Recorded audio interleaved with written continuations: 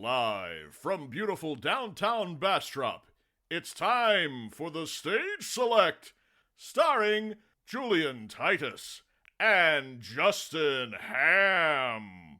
What could this possibly be? Seems a lot like a podcast. Wonder what specifically. Talking about video games. With your hosts, you're in good hands. Not more of the same. Now we'll jump right in. So expect the unexpected and more. Now we'll get grooving.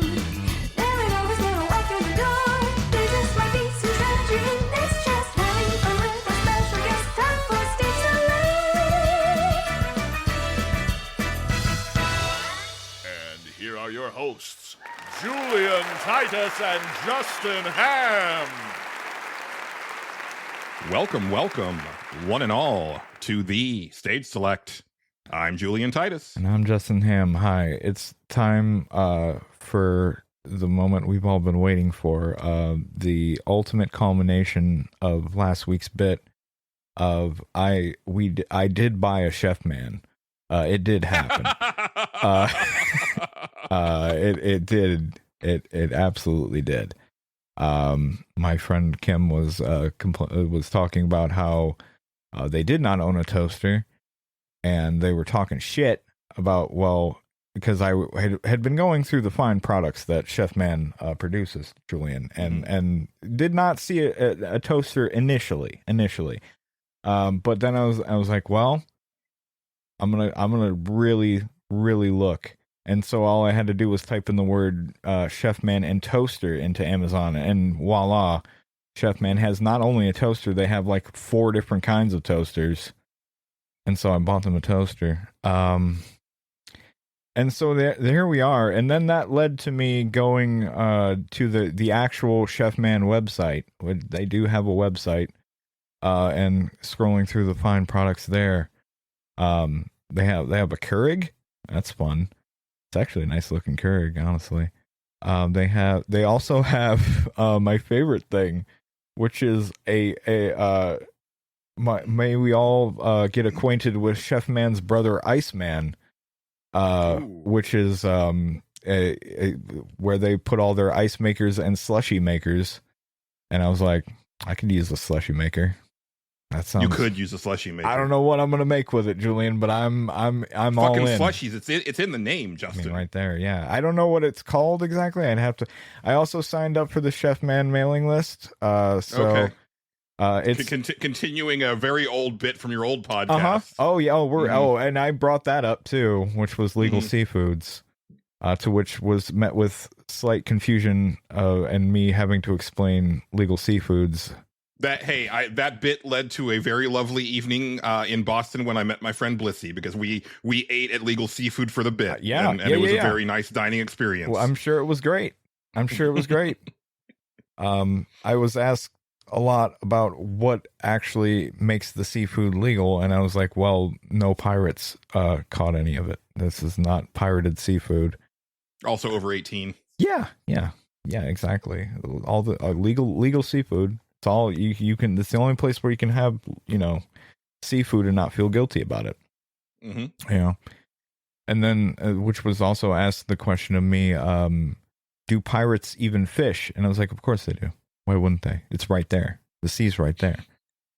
I was then met with resistance on that, because they were like, no, they don't. They don't fish. They didn't fish. Why would they fish? And I'm like, okay, well, I'm going to Google it. Surprisingly, Google will give you an answer if you ask them if pirates fished. And the answer is, yeah, they did. Wasn't like their main thing, of course, but they did. I'm sure, especially if things went awry and stock started to run low. Right, Yeah. What are they gonna not fish? It's right there. They can do it. Yeah.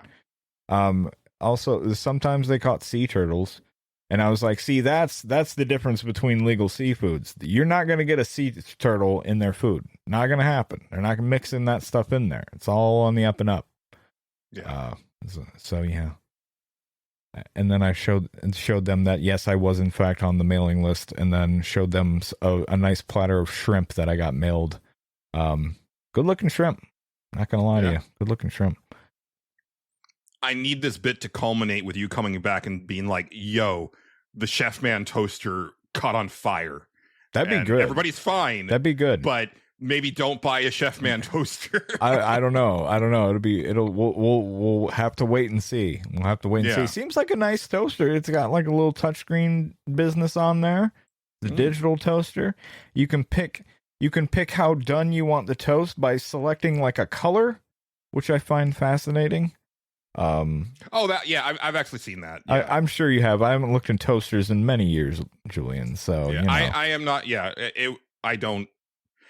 It was a thing that it was nice once in a while, like when I was living with my mom because she had a toaster. Julian, but might you be interested in reliving those days by buying yourself a Chef Man toaster? Talk to me after the show. Okay, all right. I've become a bit Chef Man, get at us. I'm only interested in us doing sponsorships for stuff that we actually use. That's right. So and now I can say I will be using a Chef Man very soon, and I'm excited about it. I'm gonna make toast just to fucking do it because I have to. We have to at this point. Well, right? We're already there. We have to make toast on it. It's coming tomorrow, so perfect timing. Perfect timing. Well, we've got stuff tonight, mainly like the kind of the aftermath of not E3. We've got the big Xbox presentation to talk about. That's like the only like main one we're gonna like really go through. I watched a little bit of the PC one, but I watched it for about 10 minutes. Dude. Dude. I gave up on it. I did too. I was just I don't think anything's gonna come out of here. If it does, I'll catch a highlight. I'm sure, but Same. And then I watched. I skimmed through the IOI one. Yeah. I will say too, so in the comments of the video, like people were saying like, man, this really reminded me of old E3. Like, thanks for that, because it was very badly put together. Like amazing. When they were talking about old E3, they're talking about like 2001 era E3, where the audio mixing was so bad that it sounded like there was no reaction from the audience to anything. Perfect. So it's like they'd show something or like introduce like someone like the CEO of the company. Yeah. And it's just like, it sounds like it's crickets. And then I could tell, it's like, no, people are cheering and clapping, but it's just the mix is so bad. It's either the mix is bad or they just they don't mic the crowd at all. And it's just not picking any of that up. Yeah. Yeah. And then it turned out that like they didn't show like anything else from Bond. I guess they're not showing any gameplay until July. Yeah, I was just gonna say. I think I read that they were waiting on that. They did announce the Hitman co-op mode, which I find fascinating. Sounds like kind of a neat idea. Oh, I missed that. Yeah, interesting. I'm not sure if they announced it there or where they did, but at some point they announced like, no, there's gonna be like a co-op mode. It's not 47. It's like 2 other ICA agents or something like that are going to be in this co-op mode, and I was like, that's kind of a neat idea, honest to God. Like, I'm honestly surprised. Like, I thought that they were done with Hitman updates when they moved over to Bond, and no, they're still putting shit in there, man. It's kind of amazing. They put the whole... There's also that VR mode that's coming out soon. They're still dropping like the elusive or targets or whatever and all that stuff. Yeah, like it's cool. I booted it up. They showed gameplay of the Lashif mission, and it's literally the scene from Casino Royale where you're like, oh, he's got a tell, and then you bet big, and then it's like, oh, that wasn't his tell, and then oh shit, he's drugged me, so I've got to get out, to the car to like, use the defibrillator. It's like, damn, right. And he captures you and he tortures you with the with the chair and everything. So. Right. Which is a really weird way to pivot into the thing that I wanted to start the show with. Yeah. Because I was going to actually talk about something serious for once. Okay. And it's going to be very difficult for me because there's a reason why I don't talk about things like this. Okay. Because I have no business doing so. Oh, good. But it is Pride Month this month. Great. It's not something that I ever talk about because I legit feel like I just have no business doing so. Yeah. I think it's for the people that it's for, right? And it's like I always kind of cringe when you see like a bunch of corporations and shit, people who would never talk about it, like making a big deal about it. Right. But this year is different because there's been so much aggressive legislation and antagonization and just general viciousness from this administration towards the LGBT community. Sure. That it's almost, I almost want to do it just to, I don't know, throw a big middle finger to what they're doing or attempting to do. Absolutely. I truly believe that people have the right to exist, and I don't know why that's a controversial statement. Yeah, wild, right? I don't like to talk about politics again because I'm not smart enough to really comment on politics. Nor am I. But I don't think that people's existence should be a political issue. Probably not. You should just be able to exist, and I think that's like a big thing that gets lost with all of this shit. Yeah.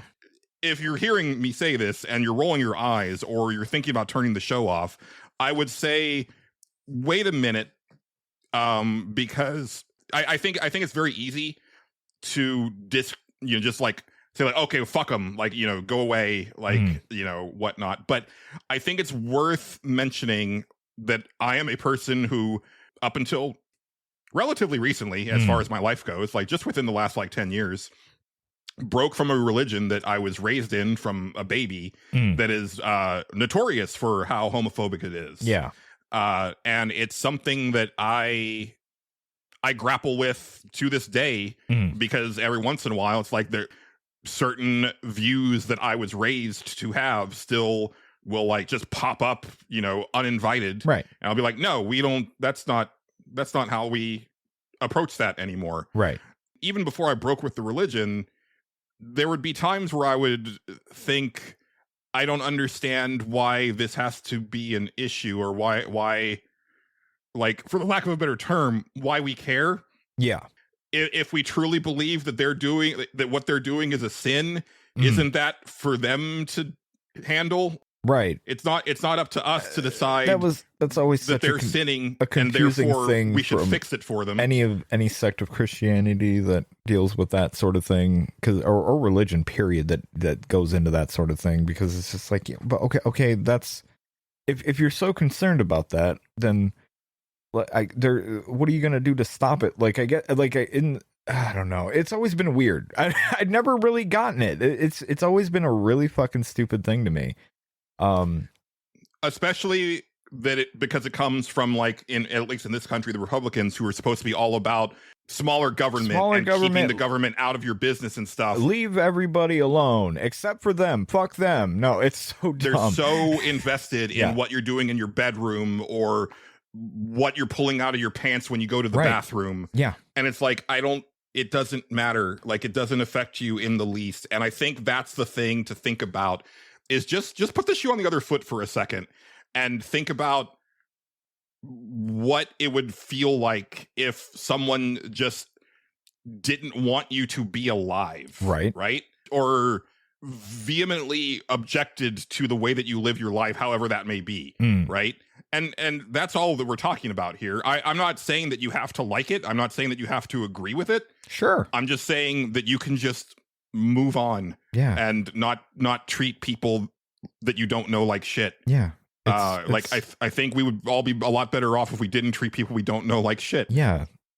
Crazy thought. I don't know. You're wild for this one, Julian. I don't know. It's so nuts that, people should be, treated like people. Crazy, and have, basic rights. Like, what the fuck? It's so dumb. I really hope I hope that, well, one, if like our like civilization makes it that far, that like 40-50 years from now, like the kids in school will look back on this time in history and be like, why were they like that? Like, why was this such an issue? That's my hope anyway. Yeah. I don't get into my politics mainly because if I did, I would be put on so many lists. Probably. that I kind of just keep it to myself. Right. I unless I am like in company with someone that's like in the same room with me, where I know I'm not being recorded, and even then I'm like, yeah. But yeah, I just wanted to say that. Well, good. I I don't consider myself an ally, mainly because I'm a very lazy person and I'm not an activist, and that just seems like a lot of work. But at the same time, you know, and you know, I guess the other thing too is that like I currently don't have any LGBTQ friends, like currently, except for you being asexual. That's like the closest that I have right now. I don't even know if I count myself among that. Like, right? Like, you know what I mean? It kind of depends on you know where you're looking and stuff like that. There is such a thing as asexual invisibility, right? Mm-hmm. Like I've definitely seen that rhetoric out there, and I get it, you know, and I've had gay friends in the past, but also, not very many. Also, asexual people can also be, you know, any of the other things too. You can be attracted to anybody or any of that stuff. So like that's a whole like spectrum thing, and what it varies from person to person and all that, the whole big thing. And again, if you're one of those people who rankle at this, part of it I'm sure is because you're confused, because I'm confused sometimes. There's times when I will see somebody's profile online and I'm like, I don't know what any of that means, right? But then the thing that really, like, I think that the big revelation for me was like, I don't need to know what it means. I just need to be like, good for you. That's basically it. Yeah. Like, unless it's someone that I'm like personally involved with and really need to like be aware of their situation so that like I'm understanding them, that's one thing. But if it's just like a random passerby on the internet their profile makes me go like, I don't even know what this word is. I don't know what's going on. It's like, it's fine. It's fine. It's okay. As long as they're happy and exactly, that's all that just matters. let them be happy. Yeah, that's pretty much it. Yeah. I don't know. That's how I was basically raised, was well, on one side, my mother was very good about this kind of thing, and she and her and my grandmother they were both very good about that sort of thing. They were just like, people should be allowed to be happy, and there's nothing wrong with any of these people that have any of this stuff going on. It's okay. And I've always been thankful for that I got that. My dad was kind of just around. Right. God bless him. And I'm sure whatever opinions he had have been calcified. Oh, absolutely. With certain media that he consumes. Oh, absolutely. 100%. And it's a whole thing. I'll put my favorite thing is Republicans all have one joke, and it's it's a terrible joke. It's fucking bad, but it's the well, I can identify as whatever I want or whatever, and then they just start naming dumb shit or whatever, and it's just like, oh my god, and you just roll your it's their one joke. It's what they got. It is. Yeah. There was a whole Reddit about it, because it was just always that. It was always that joke. And it's like, oh my god. Unrelated, but well, tangentially related, because it's the same type of person. But a recommendation came on my YouTube feed, and it was one of those things where it's like, I know what this is, I don't want to click on it, but then I was like, no, you know what, I actually am curious about what this dude's argument is, because it was somebody like really angry that the new James Bond from IO is appealing to modern gamers. Okay. And literally his only complaint about the trailer was that there were people in there that weren't white, that M is not white, and that Moneypenny is not white. And his complaint was that there weren't. He literally said that it didn't have enough ethnically white British people in it, and it's like, that's not a thing, my dude. And so then I was like, okay, and I you know, at that point I stopped the video, but yeah, that's all you need to hear, really. And I rewatched the trailer, and I was like, that is a white ass trailer, my dude. Yeah. Other than those characters that you're complaining about, it is pasty town. Yeah, pretty much. Yeah. Oh man. No. Because honestly, like, I was kind of thinking that they might actually like break the seal on Black James Bond. That'd be great. You know, that's been kind of a rumor for a while. Like, as Daniel Craig was kind of like wrapping up, it was like, ooh, are we gonna, you know, like Idris Elba was like one of the big people, the big one. Yeah, I remember that. Yeah. And I was like, man, I can fuck with Idris Elba as James Bond. That'd be fucking badass. Yeah. Also tangentially related, when I've been playing Cyberpunk for my friend Kim. and Idris Elba showed up in the DLC, and she was like, "Oh my god, I didn't know he was in this. I love this. I love him." I was like, "Oh, that's good. That's good." Yeah. But yeah, man, there's something about seeing handsome ass Idris Elba like right up in your face. Oh, yeah. Like, I don't know. It was like, damn, that's a good looking dude, Oh, yeah. and he's like right up in my grill. right. Like, It's great. Cyberpunk is intimate in a way that like few games are. Oh yeah, Like almost uncomfortably so. I agree. Sometimes. I agree. Sometimes, yes, absolutely. I guess we can conclude by saying Happy Pride Month to people. Yes. I hope. Stay safe out Stay there. safe out there. It's scary out there. Yeah. And God while damn. I'm not like the greatest ally ever, I always try to support as best I can. I've worked with and been friends with many people. I always tell people this because it makes me laugh, but it's true. I used to hang out with this one lesbian couple and smoke pot with them a lot. And they were great. I loved doing that. It was super fun. I worked with one person I don't know if they were or not, but I've always kind of considered them transgender. But I'm not 100% sure because they were kind of, they were just Maddie. That's just Right. how I remember that. And they were great. I loved them. They were like one of the few people that I could get along with and joke like openly with about it, whatever. But yeah, I don't know. It's always been strange to me. I've never understood people that are just like completely put off by things like that, or it's like I don't know what they think is going to happen to, like, I don't know what it is about men especially that just get so scared of stuff like that. Yeah, that's really the problem, as almost always, is men, right? Yeah, usually it's guys.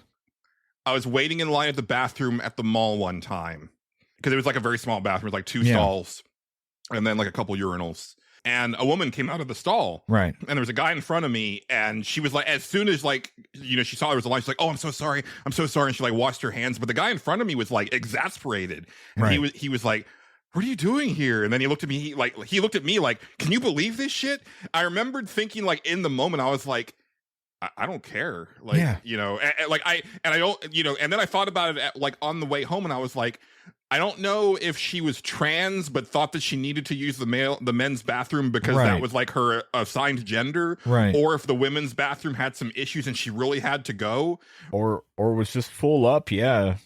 It was the only time I'd ever run into like a woman in a bathroom, right? But I was like, I don't care. Like it didn't matter. It was like we're all here to poop. Pretty much. Yeah, we're all here to as long as the door's closed. Yeah. I don't care. Yeah, it's but the dude in front of me was just like could not get over it, like just apoplectic, and I was just like, of course, it's always dudes. It just is. It's terrible. Yeah. Anyway, happy Pride Month to all those affected and celebrate and all that stuff. Mm-hmm. Bless and again, you stay all. safe out there, especially absolutely if you're trans. Like your stuff matters. Just whatever it is. Yeah. And you deserve to be just be people. Yeah. And have basic human fucking rights, which always just blows my mind. Like, yeah. Like, really? No, just oh, anyway. Yeah, it's been quite a week. Sounds Justin. like it. I took my second major class to get certified, and this one was a 3-day class, so that was quite a bit of going back and forth into town and stuff. Mm-hmm. And it couldn't have happened at the worst time because there was a whole bunch of new work that was like put on me on Monday, and it's like, oh man, if I had known that all this was coming, like I would have delayed this class by a good month because like this stuff needs to be done. And like, today just catching up on emails and being like, all right, now let's put all these contracts together, like all 14 of these suckers. Like, it's a thing. So I've been pretty drained, but I did get up to stuff. That's good. I actually played a lot of, a decent amount of Next Fest demos. Yeah, you were saying that, and I'm fascinated by what you got into on this because those are sometimes pretty fun. And I carved these out because, as I told you off mic last week, or no, I think it was in the show. now I have a better idea of what the 100 line is. I don't have answers yet, Right, which is yeah. amazing. But the fact that I'm like 55 hours in and have more questions than answers so far, but still can't for whatever stop reason, when you told me how much time you had, I thought you were about almost done with it. Because I'm thinking along Danganronpa terms, where it's like, yeah, you're about 30 hours in, maybe at tops 30 hours, I guess. Yeah. And so you're I pretty much rolled done. credits. Oh, did you? I rolled Okay. credits. Yes. You know, it was like I was saying when I first started, because there are 100 endings, and I was like, even I was getting towards the end of the game, I was like, I don't know how you wring 100 endings out of this sucker. Like, oh, now I see. Okay. And since then, I've gotten a few more endings because there are bad endings, right? It's actually a lot like Nier Automata. Okay, sure. I probably could have gotten a couple bad endings, like in that initial 100 days. I believe it. Yeah. And I don't want to say too much. I'll say is that I think that's the mark of a really excellent story where. Because my thinking was I'm gonna roll credits and then I'll see how I feel and maybe that'll be the game for me, or maybe I'll need to see everything. I was like, oh, I gotta see fucking everything, and I'm gonna be happy to do so. Right, that's cool. So that's very exciting for me. I can't wait for you to play more of that. Yeah. I definitely need to get back into that one. But because I was also playing on my Steam Deck, mostly that I was like, oh, let me check out some of these demos. And the first one that I checked out was Dispatch, which, if you don't remember this, Justin, this is made by former Telltale devs that broke off and made a new studio. Sure. This one, I would not call this a Telltale-like game. This is more of like an animated visual novel. Sure. With gameplay to it, where you play a former superhero turned superhero dispatcher. If you remember this, it's like very cell shaded. Yeah, I'm looking at it now on here. Yeah. Oh, this looks actually really cool. I do remember seeing this now that you mention it. Yeah. So I know you're not a big superhero guy, but this is one of the demos that I played this week where I'm like, no, dude, you should play this. Yeah. No, this looks cool. It is so well written. All right. And I think one of my favorite it is very funny, but one of the things that I loved was because you have this character who had this whole life as a superhero. Yeah. And then he's no longer a superhero, but he has that past. And there's a part where he's being shown around the office where he has his new job and he runs across one of his old colleagues. And in like a 2-minute scene, it establishes so well how close these guys are, their camaraderie, the fact that they like to bust each other's balls, right? And the history, and it's like that's perfect storytelling right there. Like I get everything that I need to know about these guys' relationship, and like it's perfect. One of the first characters you meet is this massive like Samoan guy. I was like, oh, I love him already. Like he's just such a great character. But the thing that I wasn't expecting is that the dispatch part of it is actually really addicting. Cool. Oh, I should say, so the premise is it's kind of like Suicide Squad, okay, but more like the Bad News Bears, where you've just got like this team of like former villains who are in this program, sure, but they all kind of suck. It's not just that they're former villains; they also kind of suck. Yeah, and so it's your job to like get them placed on jobs that. Or like alerts that are tailored to their skill sets. Right. And hope that they don't fuck it up too badly. Right. You're just looking at a map and you have like their little like portraits on the bottom of the screen that has like their status and stuff like that. And they're all connected to you via the intercom and stuff like that. Right. So they're talking shit like about you to each other that you can hear, but they're also talking shit to each other, right? Or, just whatever. And then a call comes in, and you see what it is, and then you have like a time limit in which to actually click on it. Yeah. And then you see what the call is, and then it's like, okay, who do I have available? Who matches up to this? And then you send them out. Right.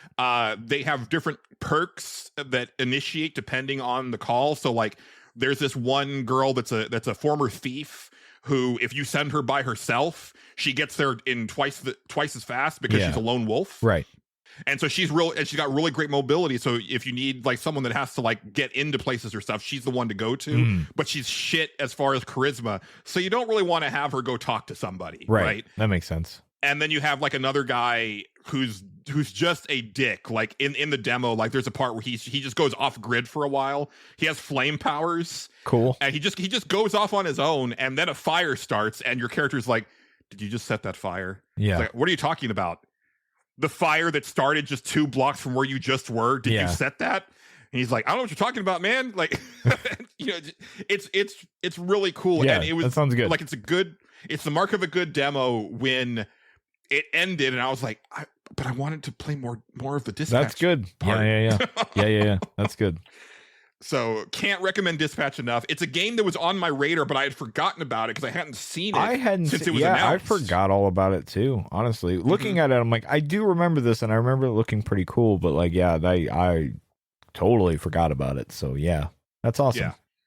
And from what I could tell, the reason I said it's more of a visual novel is that when you're not doing the dispatch stuff, it seems like it's just kind of rolling on with its own pace. I don't think you're controlling your character and walking around the areas. It's just telling its story. But there is like dialogue choices that you can make. I was just going to say there is dialogue choices and stuff like that, though. I could tell that. So it's, I guess, a little telltale-y in that sense. But yeah. Yeah. Nothing crazy. But it looks good. Yeah. It's one of the games I'm looking forward to most for this year. Apparently, I was going to say, apparently still coming out this year. Yes. No actual date, though. I don't know if it's coming to anything besides PC. It does seem like a really good Steam Deck game. Yeah, that'd be good. So we'll see. The next demo that I played, I'm honestly surprised that it was only on the Steam Next Fest, because I was looking for it on my consoles. I see. And couldn't find it because I saw people had played it. Yeah. And I was like, where are you getting this demo? But Ninja Gaiden Ragebound. Justin, oh, yeah.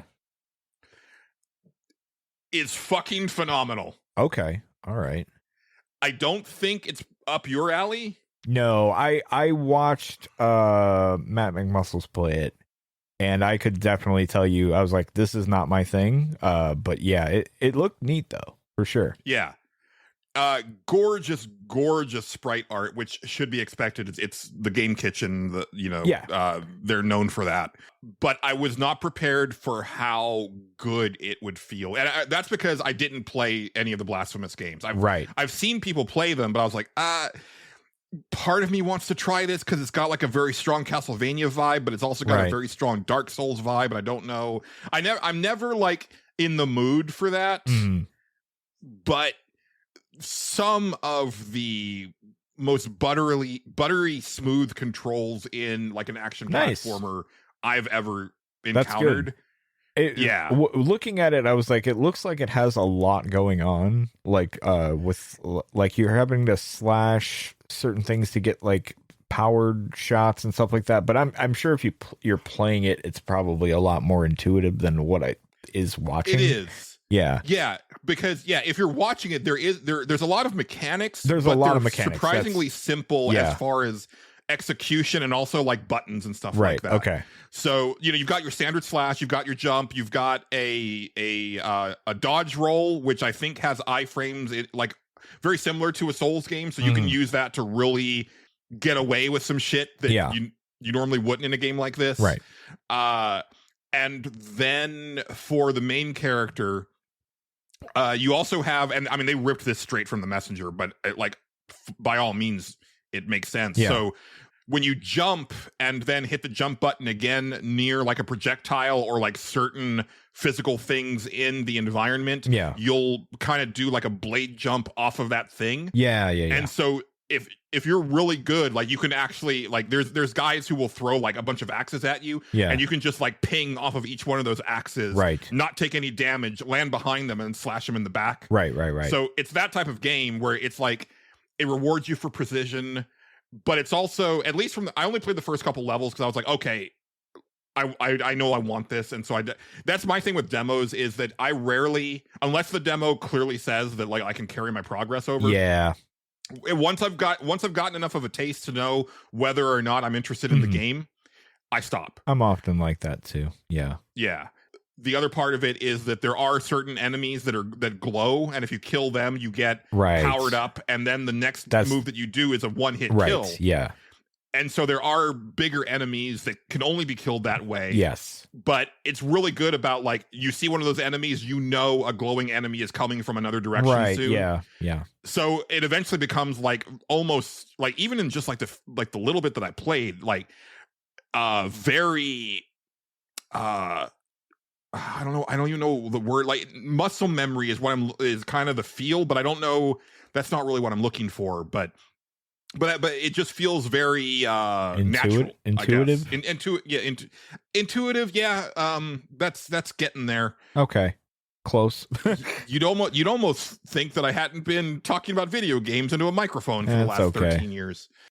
Words are hard, man. Words are hard. Constantly.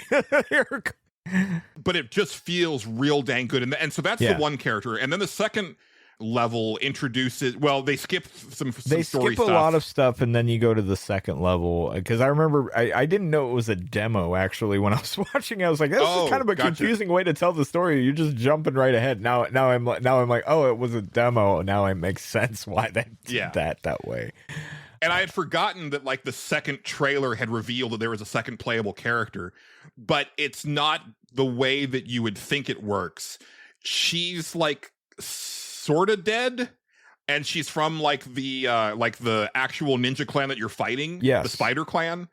And so there's certain places where you can switch out to her, and it actually like transforms the world a little bit. And she has a timer. And so she can only manifest in that world for like a set number of amount of time. But if you kill certain enemies or you do certain things, you'll recharge the time. And she also has moves that your main character can do. Like, he can throw like kunai because of her, and like do some other stuff. But then when she's in her form, like, her main thing, at least in the demo, is like, hey, I can get around this area to like hit this switch for you. Yeah. Hopefully it gets a little bit more involved than that. Yeah. It just feels really good, and it's like old school Ninja Gaiden, where it's just level based, right? Yeah. That's good. It tells the story in a similar way with like really nice like pixel art cutscenes, because Ninja Gaiden credited as being the first game with cutscenes. Yeah, believe it or not, I have played some Ninja Gaiden in my day. That was one of the few games we had at my grandparents' house, and This does not feel as hard as that, but I'm sure it will be quite challenging. Yeah, that game. But fair. Yeah, right. So I am absolutely looking forward to that. That's awesome. Cool. Yeah. I think, unfortunately, by the time this episode goes up, like a lot of the Next Fest demos will no longer be available. Yeah. Which I don't. Some of the demos stick around, though. Some of them do. Yeah. And again, I'm really surprised that Ragebound is not available on consoles also. Right. Because one of the demos that I downloaded for the Steam Deck, and then I was like, oh, wait, like, I found it on PlayStation, so I'm going to play it there, is the demo for Unbeatable. So I didn't play that this week, because I know that I can just play it on the PlayStation. Yeah. So I'll get back to that. So I have that still downloaded, the demo for it. It's been out for a while, but it updated this time. Like, there's an update that I can do for the demo, so I'm kind of fascinated by that. But I'm kind of sold on that game, so I don't really need to play it again. You know, I'm right there with you when it comes to that stuff.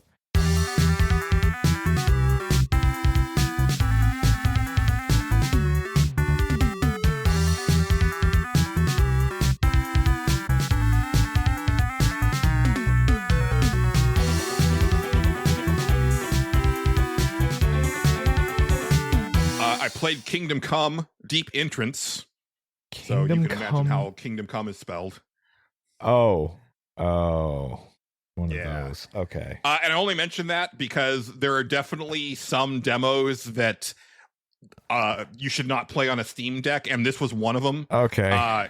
It crashed to desktop almost immediately. Oh yeah. That's and then I reloaded it, and it got through the intro, and then there was a dialogue box that I guess I was supposed to be able to close so that I could actually play the game, but the dialogue box wouldn't let me close it. That sounds right. And so that's where my time with Kingdom Come Deep Entrance ended. Kingdom Come is apparently a fucking franchise a little bit. There's two of these. I'm fascinated by this. I'm sorry I have to Oh, because because Because of the other Deliverance. Kingdom Come. Yeah, no, there's a just regular Kingdom Come. You played the sequel to it, so you're jumping ahead in the Oh. story, Julian. Oh, okay. Yeah, no, you can buy this one for $6 apparently. Oh, Well, I probably won't because I don't think it's going to work on my Steam Deck. that's fair. Also, I'm wondering if this is no, it's just some random person that apparently. Wait, okay, now I'm confused. Is this by the same person? Maybe it's not. I checked to see if they used AI for like the game development. Yeah, In the disclosure, it said they only used it for the logo. sure. But I am curious because let's see. I'm trying to find the publisher.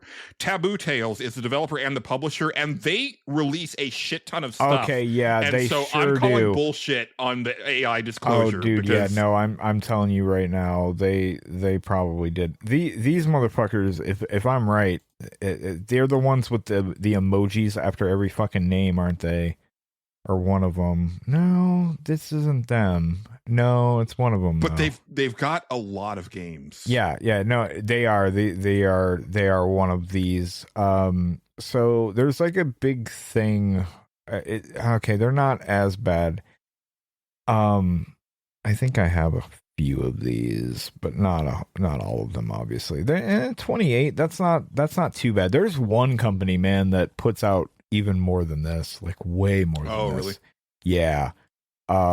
This isn't the main culprit. I will say that what I could see, the reason why I downloaded the demo is like the graphics were good, like it seemed like decently written, and like it looked like a video game. Yeah.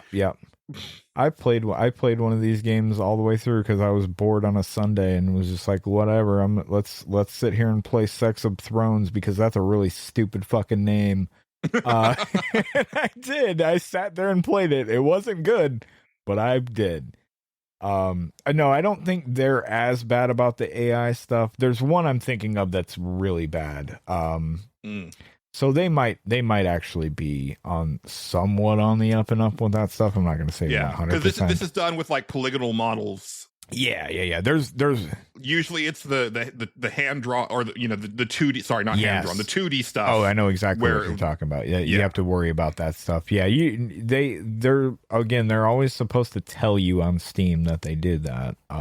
Whether they do or not, it's hard to say. But there's a game called Wintertime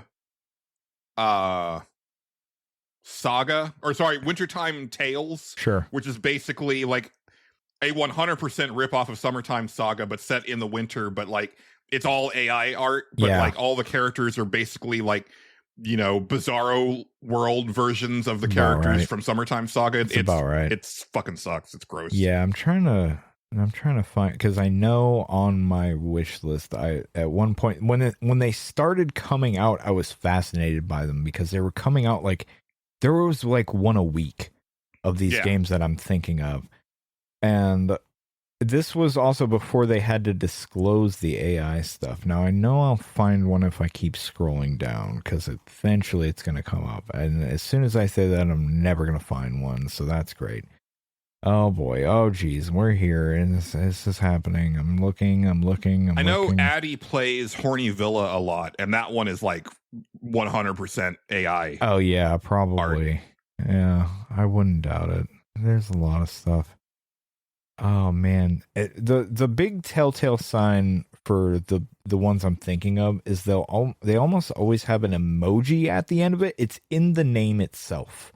I haven't noticed any of those. Yeah, which is insane. There's a couple there's a couple on that page that you sent me that started doing that, because I think it maybe people, instead of just like actually getting names, we're just like, what if we just put an emoji on it and then it's a different name? See.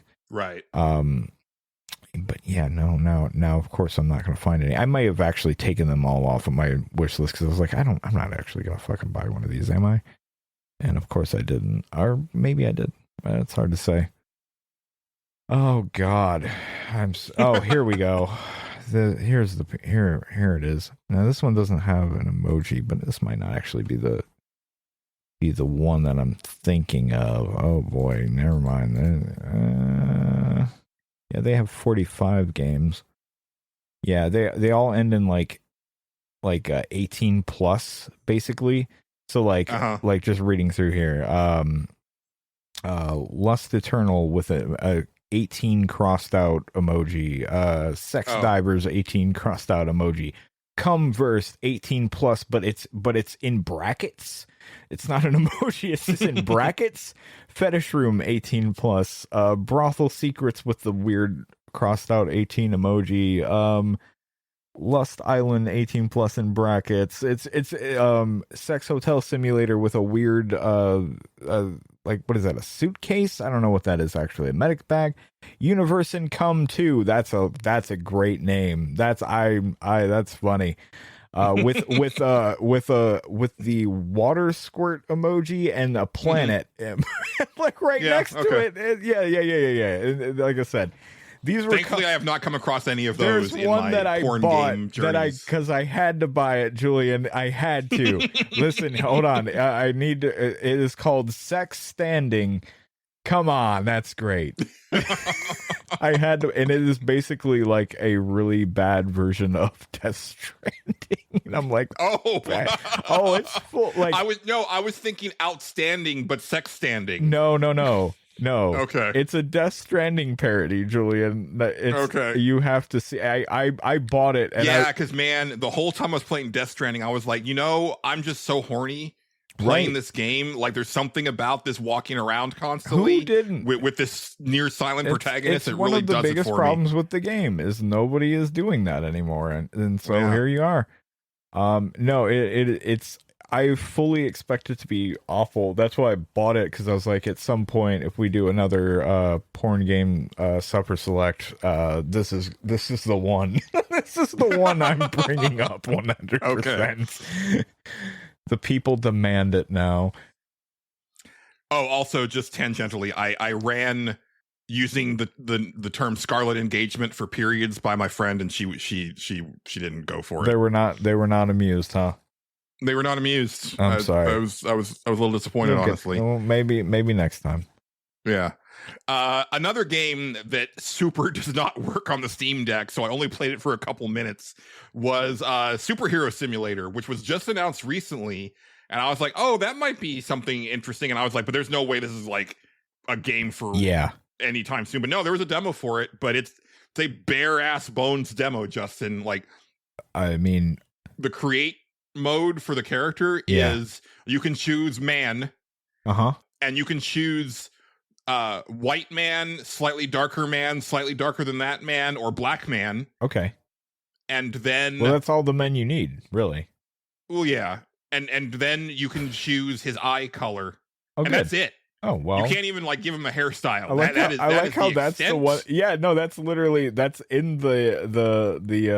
screenshot, which I'm shocked they actually, especially because it's a demo, like why they even have this on the front page. It's just eyes, skin, that's it. I guess you would, because there's a continue option, you would figure that maybe continue you're going to pick more options, but I don't think that's the case. Well, it was extra funny to me because like the original trailer was showing like all of these crazy characters that you could every make. Other screenshot is like different looking people and all this other stuff, and yeah. You do get a lot of color options for your suit, but it's just the suit that they give you. You can't. The only thing that you can change is if you want a cape or not, or a mask or not. Yeah. But they're like, we want you to play this with a keyboard and mouse, motherfucker. You can attempt to play it with a controller, but it's going to be really borked for you. And it was really borked for me. Some of them are like that. Yeah. It's like I tried out, or they'll like, a lot of times my biggest problem is they'll say they have controller support, and then you'll go to use the controller and it's like, no, actually it doesn't though. What if it just didn't? I could move my character around, and I could move the camera around, and I could do certain things with the buttons. Yeah. So I attempted to like, okay, so what are the attack buttons? Couldn't figure it out. It definitely wasn't mapped to anything on my Steam Deck. Probably not. There's like a button specifically to like take off, to like start flying. And that was like a key that also was not mapped. It should be noted, to be fair to the game, it is a demo, and it is not even released in early access yet, because that's what it says. Oh it's yeah, releasing and I'm to, not so saying yeah. that the game, like, I'm not saying the game is bad. I'm just saying that it was not. Oh yeah, friendly on the Steam you Deck. just couldn't play it yet. Yeah, it may get there eventually, but yeah, it's not there right now. Yeah. So yeah, I'm not gonna have time to check it out on my computer, but you might want to check it out. I might try it sometime. Yeah, I don't know, but without having like an actual like robust like create part of it, like yeah. You might just end up waiting for like the early access version. Yeah, maybe. Yeah, we'll see what happens if it comes out and people are real into it. I'll try it out. It looks neat though. Like there's flying and shit. So yeah, and that was the thing. I was like, oh man, like I've been wanting a superhero game that just lets me fly around, Yeah. and it's absurd how infrequently that actually happens. yeah. We'll see how it actually plays, but yeah, I'm fascinated by it. It looks cool. Yeah. So it's definitely one that's on my radar, because like even when the first trailer came out, I was like, oh, that might be up my alley, Right? and so I was very excited to see it on the next fest. But yeah, it's not ready for prime time as far as the Steam Deck is concerned. Right. Understood. Another game this was one that I saw recommended on someone I follow on Blue Sky. Okay. And I'm glad that I saw it, because this would have gone totally under my radar. Dead is Disco. Dead is Disco. Yes. All right. This is a brawler version of Hi-Fi Rush, Justin. Oh, and it is stylish as hell. Yeah. Okay, this was one that when I was going, because I looked at some of the Steam Fest demo or Next Fest demos and didn't really download any of them. So I did see this one, but like looking at screenshots of it probably does not do it much justice, I'm gonna say. So in like the actual like in-game graphics are, I would say, fine. Yeah. But the presentation of said graphics are where it shines. Gotcha. I don't know. It was interesting. I vibed to the beat on this one way better than I ever did on Hi-Fi Rush. Gotcha. Okay. And the combat is more Arkham Asylum. That might be anything. Yeah. And it works really well. And like the demo level, the song is She's a Maniac. Nice. But it's a remix. It's like a remix version for them. It's not like the original version. Right. But there was something about it that really worked. And again, like just very like super stylish, very fun to play. My concern is it was only the one level for the demo. Yeah. It was a very short level. And then they show you a trailer, and most of the footage from the trailer was concept art. Oh, and boy. I was like, "Oh, this is a while from now." Yeah, to be fair, it doesn't even have a year on it. It's coming soon, so I wish listed it because I definitely want to know. Honestly, you got me wish listing it too, because taking a little closer look at it this time than I did the first time. Because I when it comes to Next Fest stuff, I'm usually like catching things at a glance. Just kind of going maybe, and then kind of moving on sometimes, and then forgetting what the hell I was doing. So but that looks pretty neat.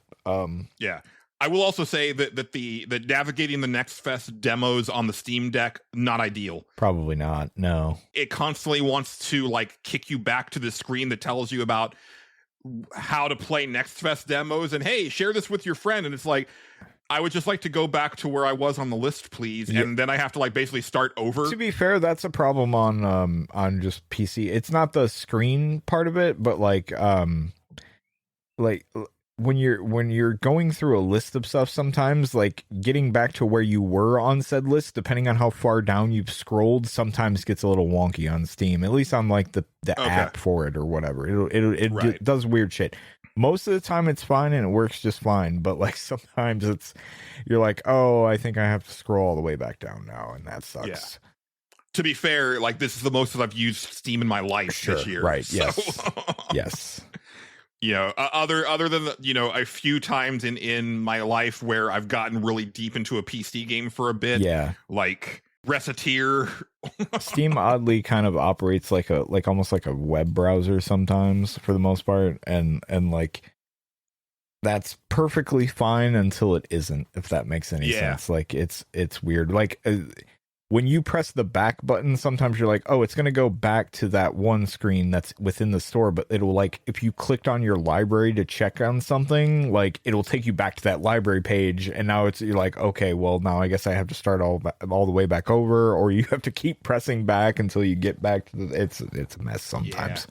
Yeah. And I'm looking through my library, and I realized that I was like, I knew there was something that I wanted to play before the show, and I forgot, because I did download the demo for Ratatan, which is the game from the people who made Patapon, and they're just like, yo, what if we made sort of legally distinct Patapon? Like, they're flirting. Yeah. They are flirting with a lawsuit Yeah. so hard. Yeah. But I haven't good. played the demo for that yet. I definitely want to before it goes away. The one I went to play before the show, but I admittedly fell asleep today, was a Stellar Blade came out on PC, and I was like, okay, I downloaded it, I have it, I want to play it, and then fell asleep today, and I was like, all right, never mind, I'll do that next week, I think. Yeah.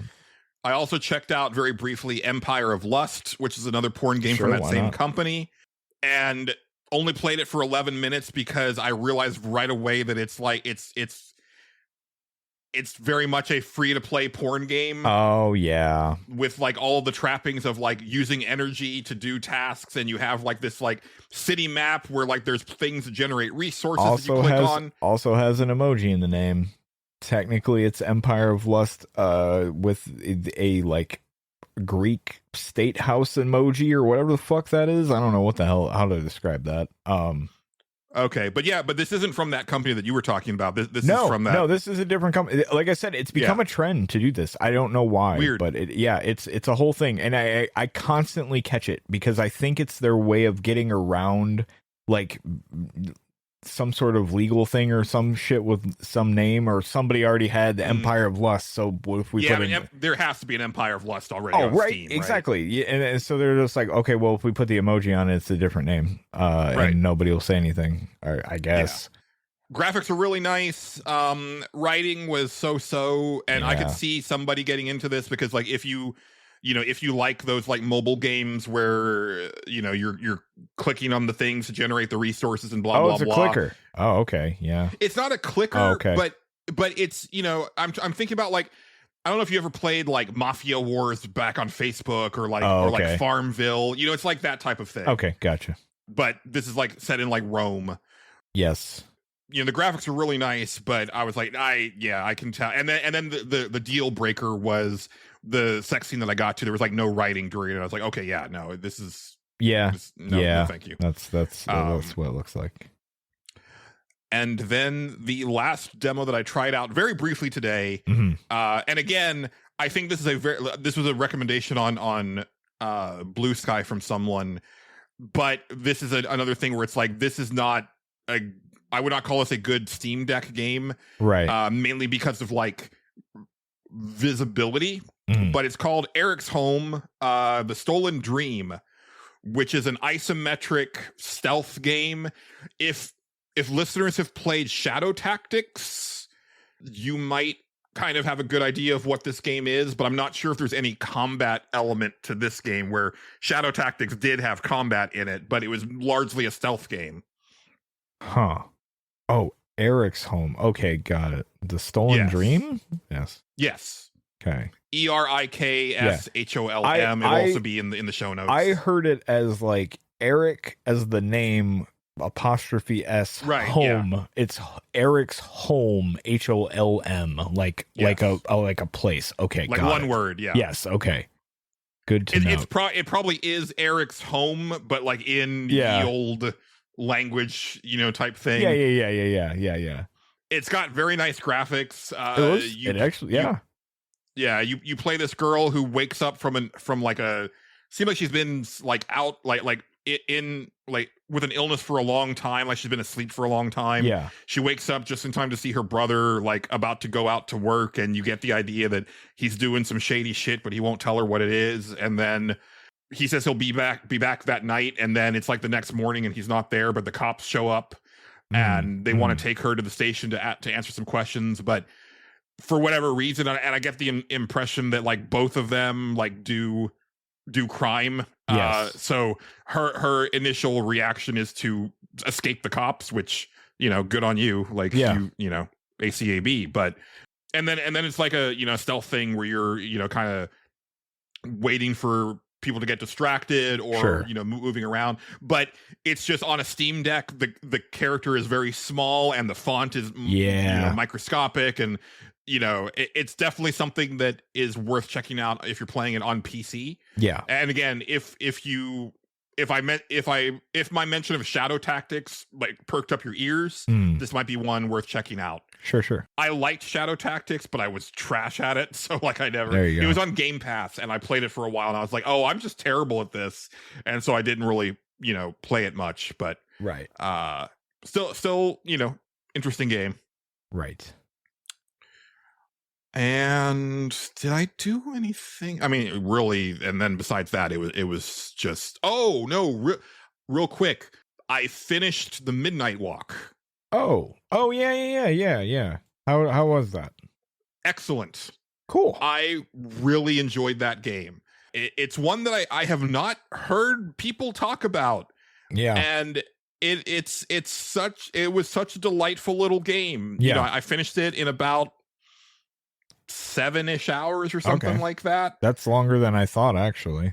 So again, like I said, the first time that I brought it up, it's very much the vibes and the like really excellent voice acting and just like a really interesting world that I'm probably going to play again to try to get the platinum, mainly because I just wanted to get all the collectibles. Right. Because I just wanted to see what they all are. Because one of the collectibles is it's like a 15-part story that you watch like on a reel-to-reel camera. And I got like most of them, but not all of them. And then there was also like some like, for lack of a better term, audio logs that you could get. And I missed just a handful of those. I was like, oh man, I wanted to get the rest of those. Every level had like a really interesting story contained in it that was kind of about what was going on in that area. And the music is just really, really great. Nice. I really highly recommend it. Don't let it pass you by, because again, I don't think I've heard any podcast mention it, and I didn't see any reviews. I watched Nextlander play it a little bit. Okay, they never talked about it on whether on they the talked podcast. about it or not, I don't know, but I did watch them play it because it was Vinny and Alex were playing it. Yeah, and it seems like a very Alex game, so I'm surprised that he didn't like play it all the way through and then like really talk it up. I think it was Vinny that was playing it at the time. When they were doing it. So yeah, I'm not 100% sure. Yeah, I could see Vinny liking it too, but just the weirdness of it is more of an Alex thing. To me. Yeah. And I think that's probably it for me. Okay. Game. You have a lot more than I had, so. Yeah. Well, before we get to what you've been up to, it ain't much. Why don't we take a moment to thank our lovely patrons, Justin? Oh yeah, we should probably do that. I should probably get that page up because I forgot about to do that. Hold on. Nope, I ignore all of that. I'm there already. Let's do it. All right. We appreciate all of our lovely patrons, but every week we like to thank the executive producer tier. And this week we have Xavier Kreger. We have Addy XD. We have Stephen Lobo. We have Big Baker. We have 60, who's noticed sounds of whistling and laughter after all have gone to sleep. All right. We have Bill Tucker of The Gamer Looks at 40. I have a feeling that 60's name is going to culminate in something around the end of October. That's a long time from now, actually. What am I talking about? I just enjoy that they're entertaining themselves with their Patreon names. That's good. Yes. I'm happy. We have Raymond Crumb. We have Boogie. We have Philip, PK Becker. We have Casey Curran. We have Matt Jorgensen. We have David Portnov. We have Game Johnson of Retrofits. We have Dennis Robertson. We have Exrian. We have Dr. Delicious. And last but not least, we have Eric Peacock of the Soundtracker Podcast. All right. Thank you, everyone, for supporting the show. It means a lot. Yep, it sure does. It sure does. Well, I don't know why I Justin- said it like that, but it's true. I feel like we need the more you know, It's after school special comment shit going right over. there. Yeah. Justin, besides ordering Chef Man toasters, what have you gotten up to? Looking at other fine products from Chef Man. They have a panini press. I don't know if you're interested. Seems pretty good. Over 4 stars I've on only Amazon. ever had a panini, Well, like one time. Julian, now's the time to start. That's all I'm saying. Get on the train, the panini train. I want to meet someone whose kitchen has like the panini press, the Keurig, the rice cooker, Right. the air fryer, but then also like the real like specialized shit. Julian, let me tell you something about air fryers. In all seriousness, if you don't have an air fryer, you should look into that. Actually, I know everybody. I'm not kidding. Like they're I really quite should good. because it sounds like the perfect thing for a lazy ass cooker like that's me. what I mean. It's they're real nice for that shit, man. No, I'm dead serious. Like my ass is not a cook, and I'm even like if I had my own plate, I'd be like, I need an air fryer immediately because they're fucking that convenient. Anyway, what else have I been doing? Does Chef Man make an air fryer, Justin? They sure as fuck do, Julian. They sure as Excellent. multiple ones. We're turning into such an infomercial. Absolutely. In fact, they're well known for their air fryers, Julian, according to the Amazon description, if I remember correctly. Anyway, There's got to be a better way. that's right. Chef Man has found that way, Julian. I'll just sit here and do this the rest of the podcast. Anyway, no, what else have I been doing? Well, mostly playing Cyberpunk at my friend's house. I did play some more Silent Hill 2 Remake. I would like to answer your question from last time about the controller stuff. It does do some controller stuff on the PlayStation. Okay. As far as I could tell, it's not. I liked it because I was right that the radio static comes through the controller. It does a couple other things too. Like there's one part where the controller just started shaking violently, and that it was in a cool part for that to happen too, because it's supposed to do that. And I was like, that's pretty neat. It has some cool stuff going on for that, but it's not overwhelming either. Like it's not like constantly like with every footstep you take just bumping or whatever. Because that I think is too much, but it does some stuff. Maybe not to the extent that you would particularly want it to be, but I don't know. You'd have to judge that on your own merit. No, I mean, that's like, I just wanted to do some cool shit. Yeah.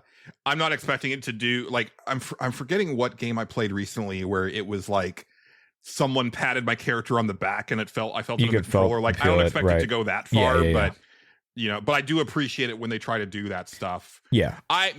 We'll talk about it when we get to the Xbox stuff, but I was really thinking that they were going to like show off a new controller that had haptics in it. I just felt like that's been a rumor for a while. Yeah, it has, and surprisingly nothing has really come out of that. Oh. Yeah.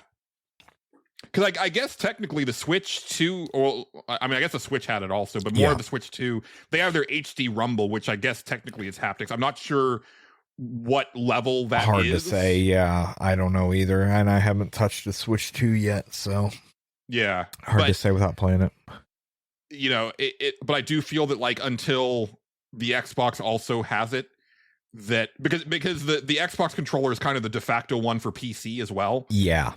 So until Xbox has it in their controller, it's not going to become a more widely adopted practice to do that stuff. Yeah, I agree. And when it works really well on PlayStation games, it works really well. Once it's universal, it'll be a whole thing.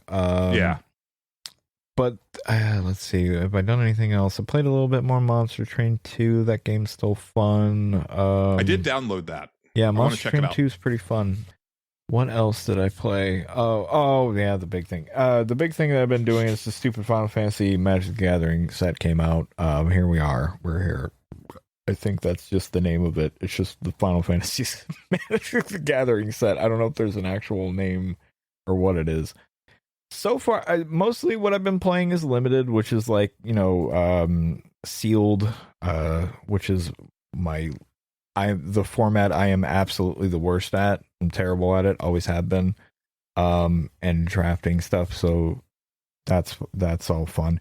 As a limited to clarify for the audience, you're playing the computer version. Yes, I am playing there on Arena. It came out, I think the actual like release for physical was like today, I want to say.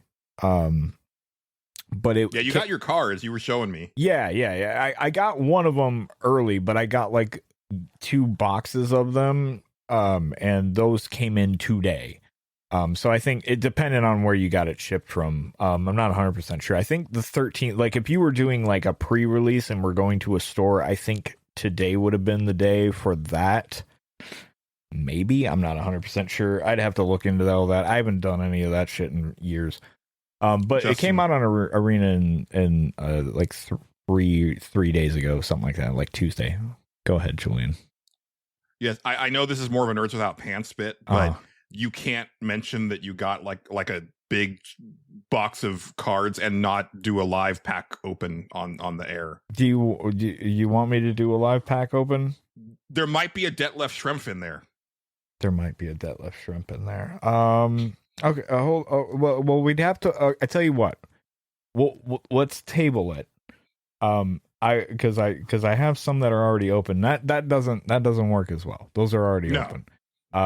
So you're right. We can open one. Okay. Yeah. I'm not saying let's do a whole thing. I know. But they're over. But the problem is they're over here, away from me right now. Right. So we'll have to take a break and come back, and then we can do it. Fair enough. Okay. All right. Unless you want to take an actual break right now? No, right now. We can wait. But yeah, no, I'm flowing. We'll talk about this set. Okay. As a limited set, I think it's one of the types of sets that I don't like very much now that I play it, which is like anything equipment based I fucking find kind of annoying, and there's a lot of equipment stuff. I don't know why I've always been like that. Artifact sets are just not really my thing. This one's not. Go ahead. It seems to me just as an outlier, like an outsider, but having played like a couple card games in the past, and thinking about playing this like actually like in a room with people on a table, right? That if you're having to put a bunch of like equipment cards on a character card and doing that whole stack up thing, that could get really needlessly fiddly. Yeah, it's not too bad. I kind of like how the equipment seems to work, at least the majority of it, because the thing is like you cast the equipment card and it has a thing called job select, which just makes a guy for you that the equipment is attached to, so you're almost essentially playing a creature, which is pretty neat. A lot of the tokens for which are just, they creates a 1/1 hero token or whatever, and a lot of like the art is just like, a Final Fantasy man or whatever, and that stuff's pretty cool. But all the hits are here, like all like a lot of the major characters are represented. That's not how you say that word. They, and even like they do. This is a new thing that I'm not accustomed to, because I haven't opened Magic the Gathering cards in quite some time. So like they reprint old cards now with like full art stuff, and they'll do a lot of like characters through that. Like it's like, okay, they're not an actual card in the set. Like Benedicta from Final Fantasy 16 isn't a card in the set, but they're an old reprint of something. We just thought they would fit in here, and here's like a full art version of it and all this other stuff. And I'm like, that's pretty cool. Like I think I opened like I can't remember who it was from the Final Fantasy universe, but the card was Laboratory Maniac, and I was like, oh, that's a neat idea. Like I think it was a Final Fantasy 14 character. That's why I probably don't know who it was. A lot of that tends to be a thing I run into where there's a lot. I was thinking Laboratory Maniac. That could be Dr. Luge from 4. That could be Hojo from 7. Yeah, that could right. Be, that could be Nero from 14. Yeah. But it's very legendary creature based, because all of them are legends, I guess, because they all have a name, right? So if you have a name in the Magic the Gathering universe, you are a legendary person. That's just how this works. Don't question it.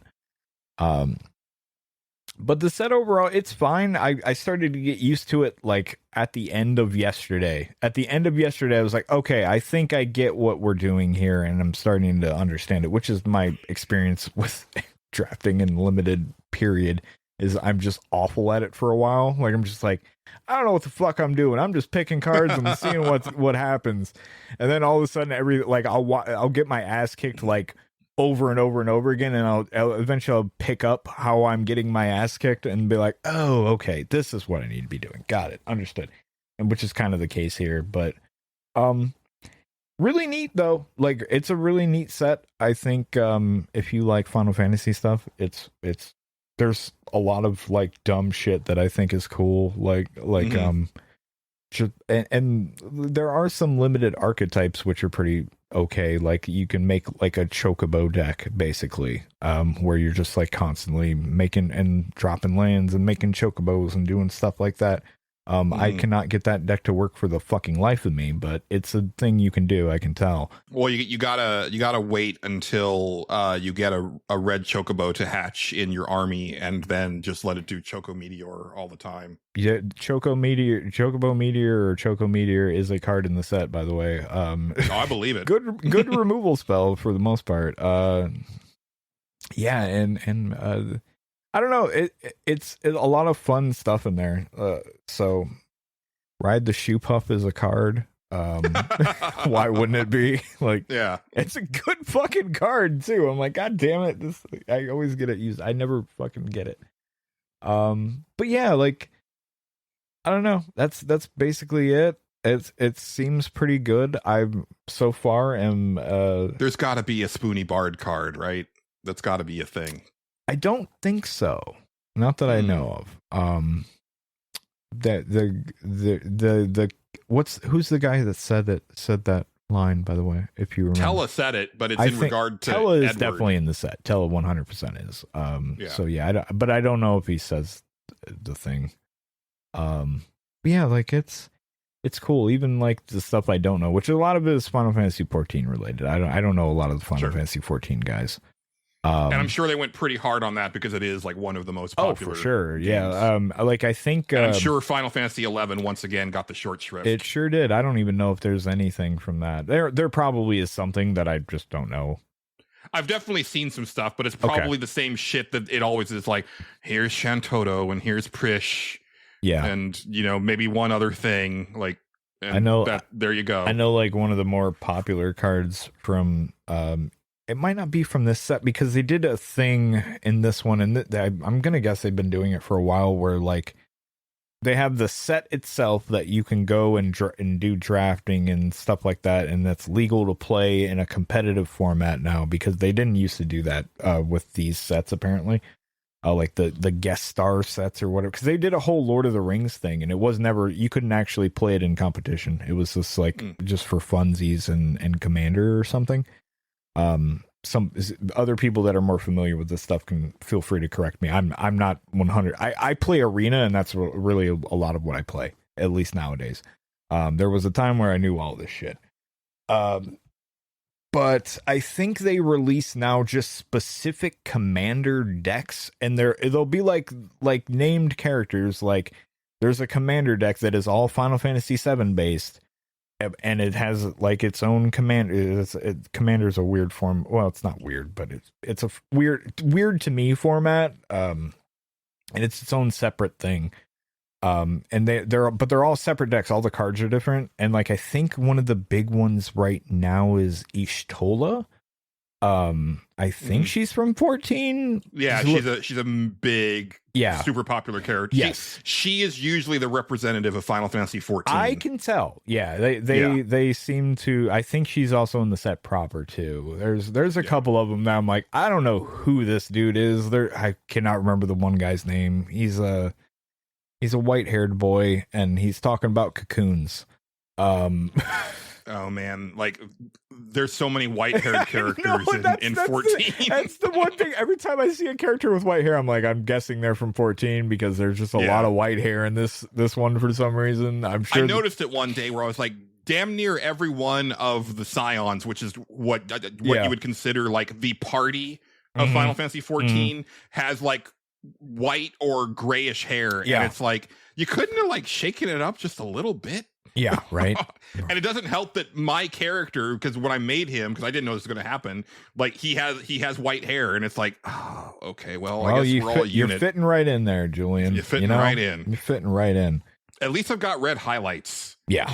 Well, there you go. That's something. That's that's your individuality there. It sets you apart.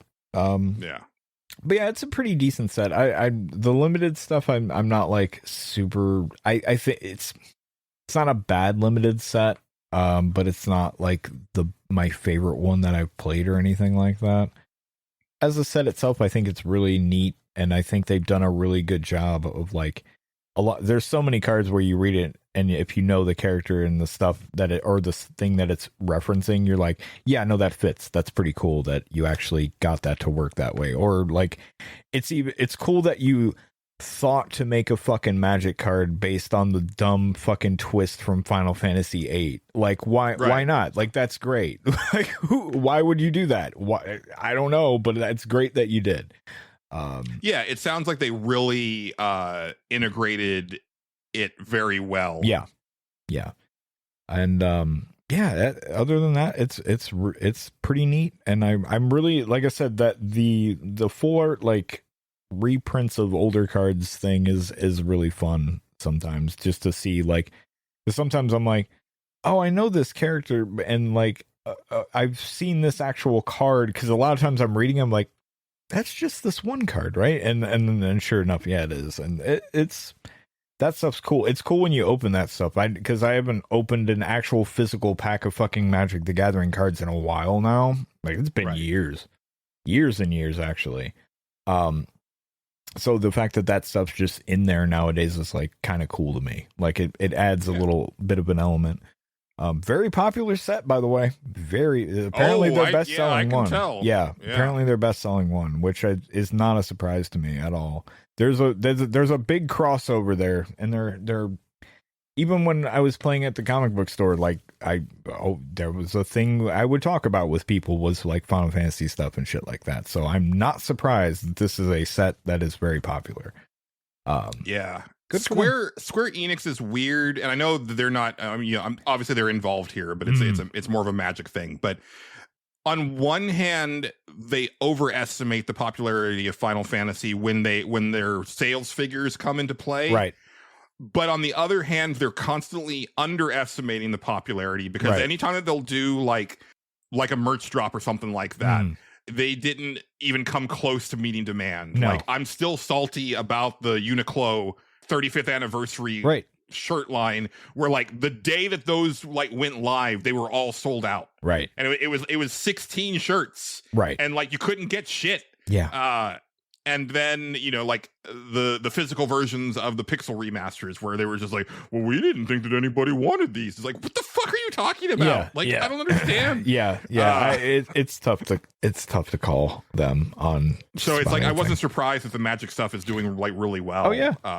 But it also seems like they've met the demand. I think there's it seems like the pre-order stuff was pretty wild, like, because at some point it was just like, wow, I can't actually find this certain place, like I'm having to go to some weird places to get orders or whatever the hell I'm looking for.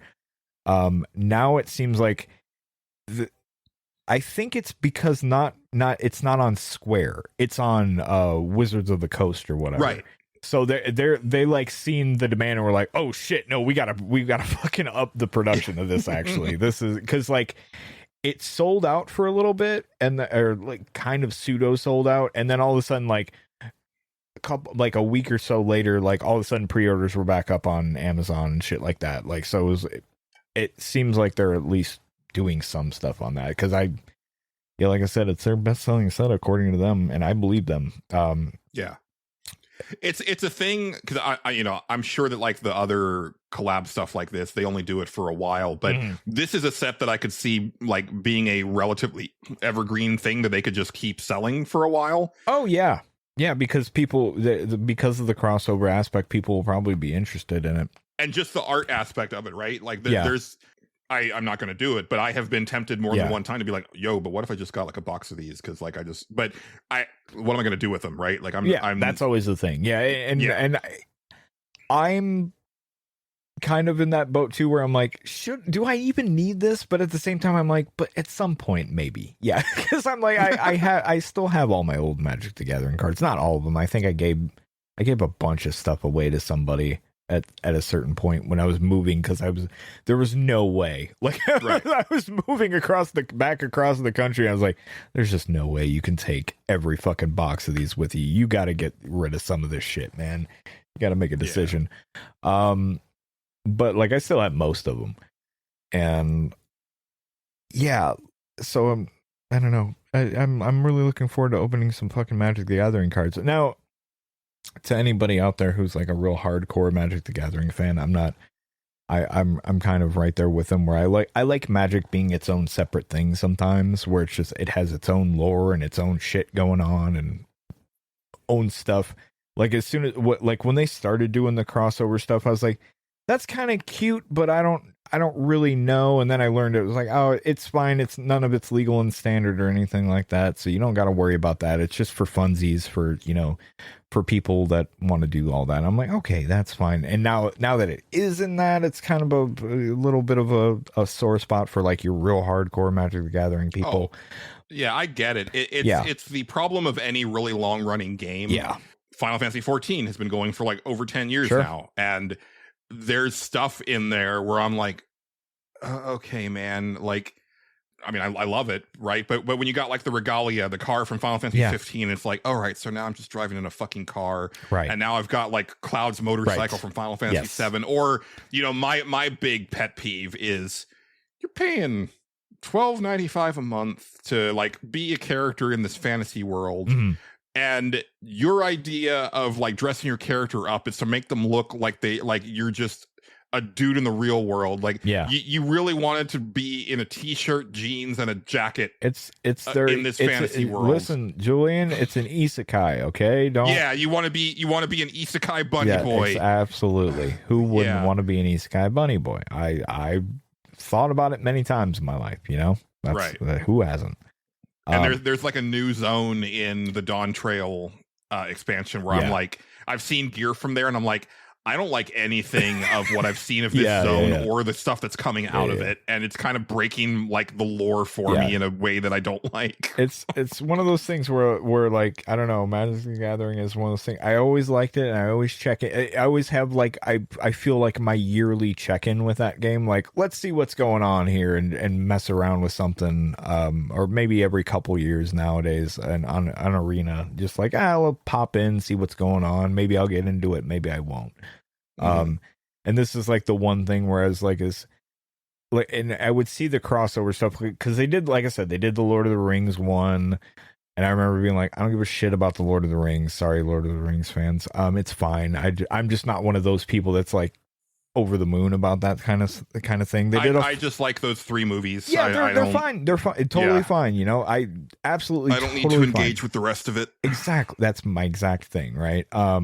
There was a Fallout one, and I like Fallout, but at the same time I was like, I'm not like a super fan of Fallout or anything like that. I think they did a Baldur's Gate 3 thing at some point, but I don't.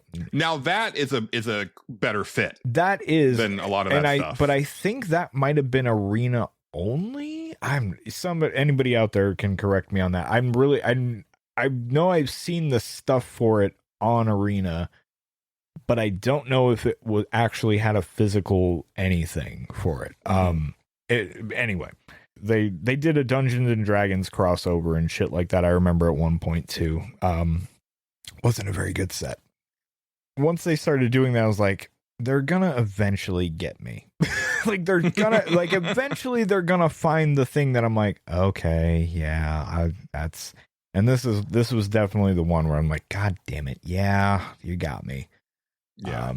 I remember back on the old show when Patrick like showed me the Yoji Shinkawa art cards. Yeah. And I was like, oh man, that actually is pretty tempting. Yeah. But that was just like his art for like a few cards. It wasn't like a set or anything like that. Yeah, there was a version of Liliana Planeswalker, and I can't remember which one it was, but Amano did the art for it. Like it did like an alternate art for it. And it was great. It looked awesome. That was my card sleeves on Arena for a very long time, and sometimes I still go back to them because it's just they're cool. It's good art. But yeah, overall the set's pretty decent. I'm gonna have fun opening Magic the Gathering. We'll do one on the show, on this very show, and I don't know what'll happen. Anyway, that's all I got for that, Julian. Unless you want to take a break and then open. Yeah, up. I figured. Okay, is this a good time? Yeah. Okay, good, excellent, perfect. All right.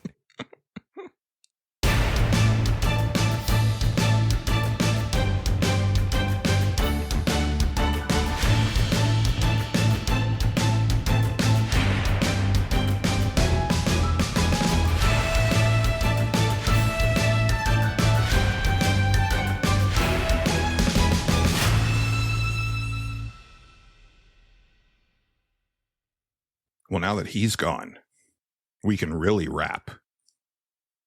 I went to the convenience store before the show because I desperately needed some caffeine after my pre-show nap. And I drove up to the Quick Trip, and there was this like tactical Cybertruck in the parking lot. It was like painted jet black, and it had like all of this extra trim that I can like.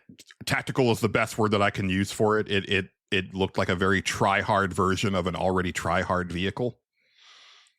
And I was like, I need to see if I can spot who the owner of this atrocity is when I get into the place. And there weren't very many people in there, but I walked in, and there was this dude, and he was like the whitest dude in the place, and he was the shortest dude in the place, but also with this like just air of smug, like just a really smug asshole smarminess to him. And I was like, oh, I bet it's him.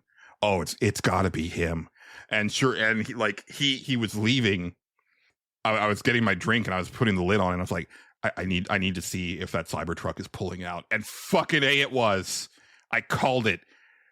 I don't know. I take delight in that. I love it when I see one of those PD mobiles, as Jennifer Love Hewitt in the 90s movie Trojan Horse called it. Trojan Horse? No, Trojan War.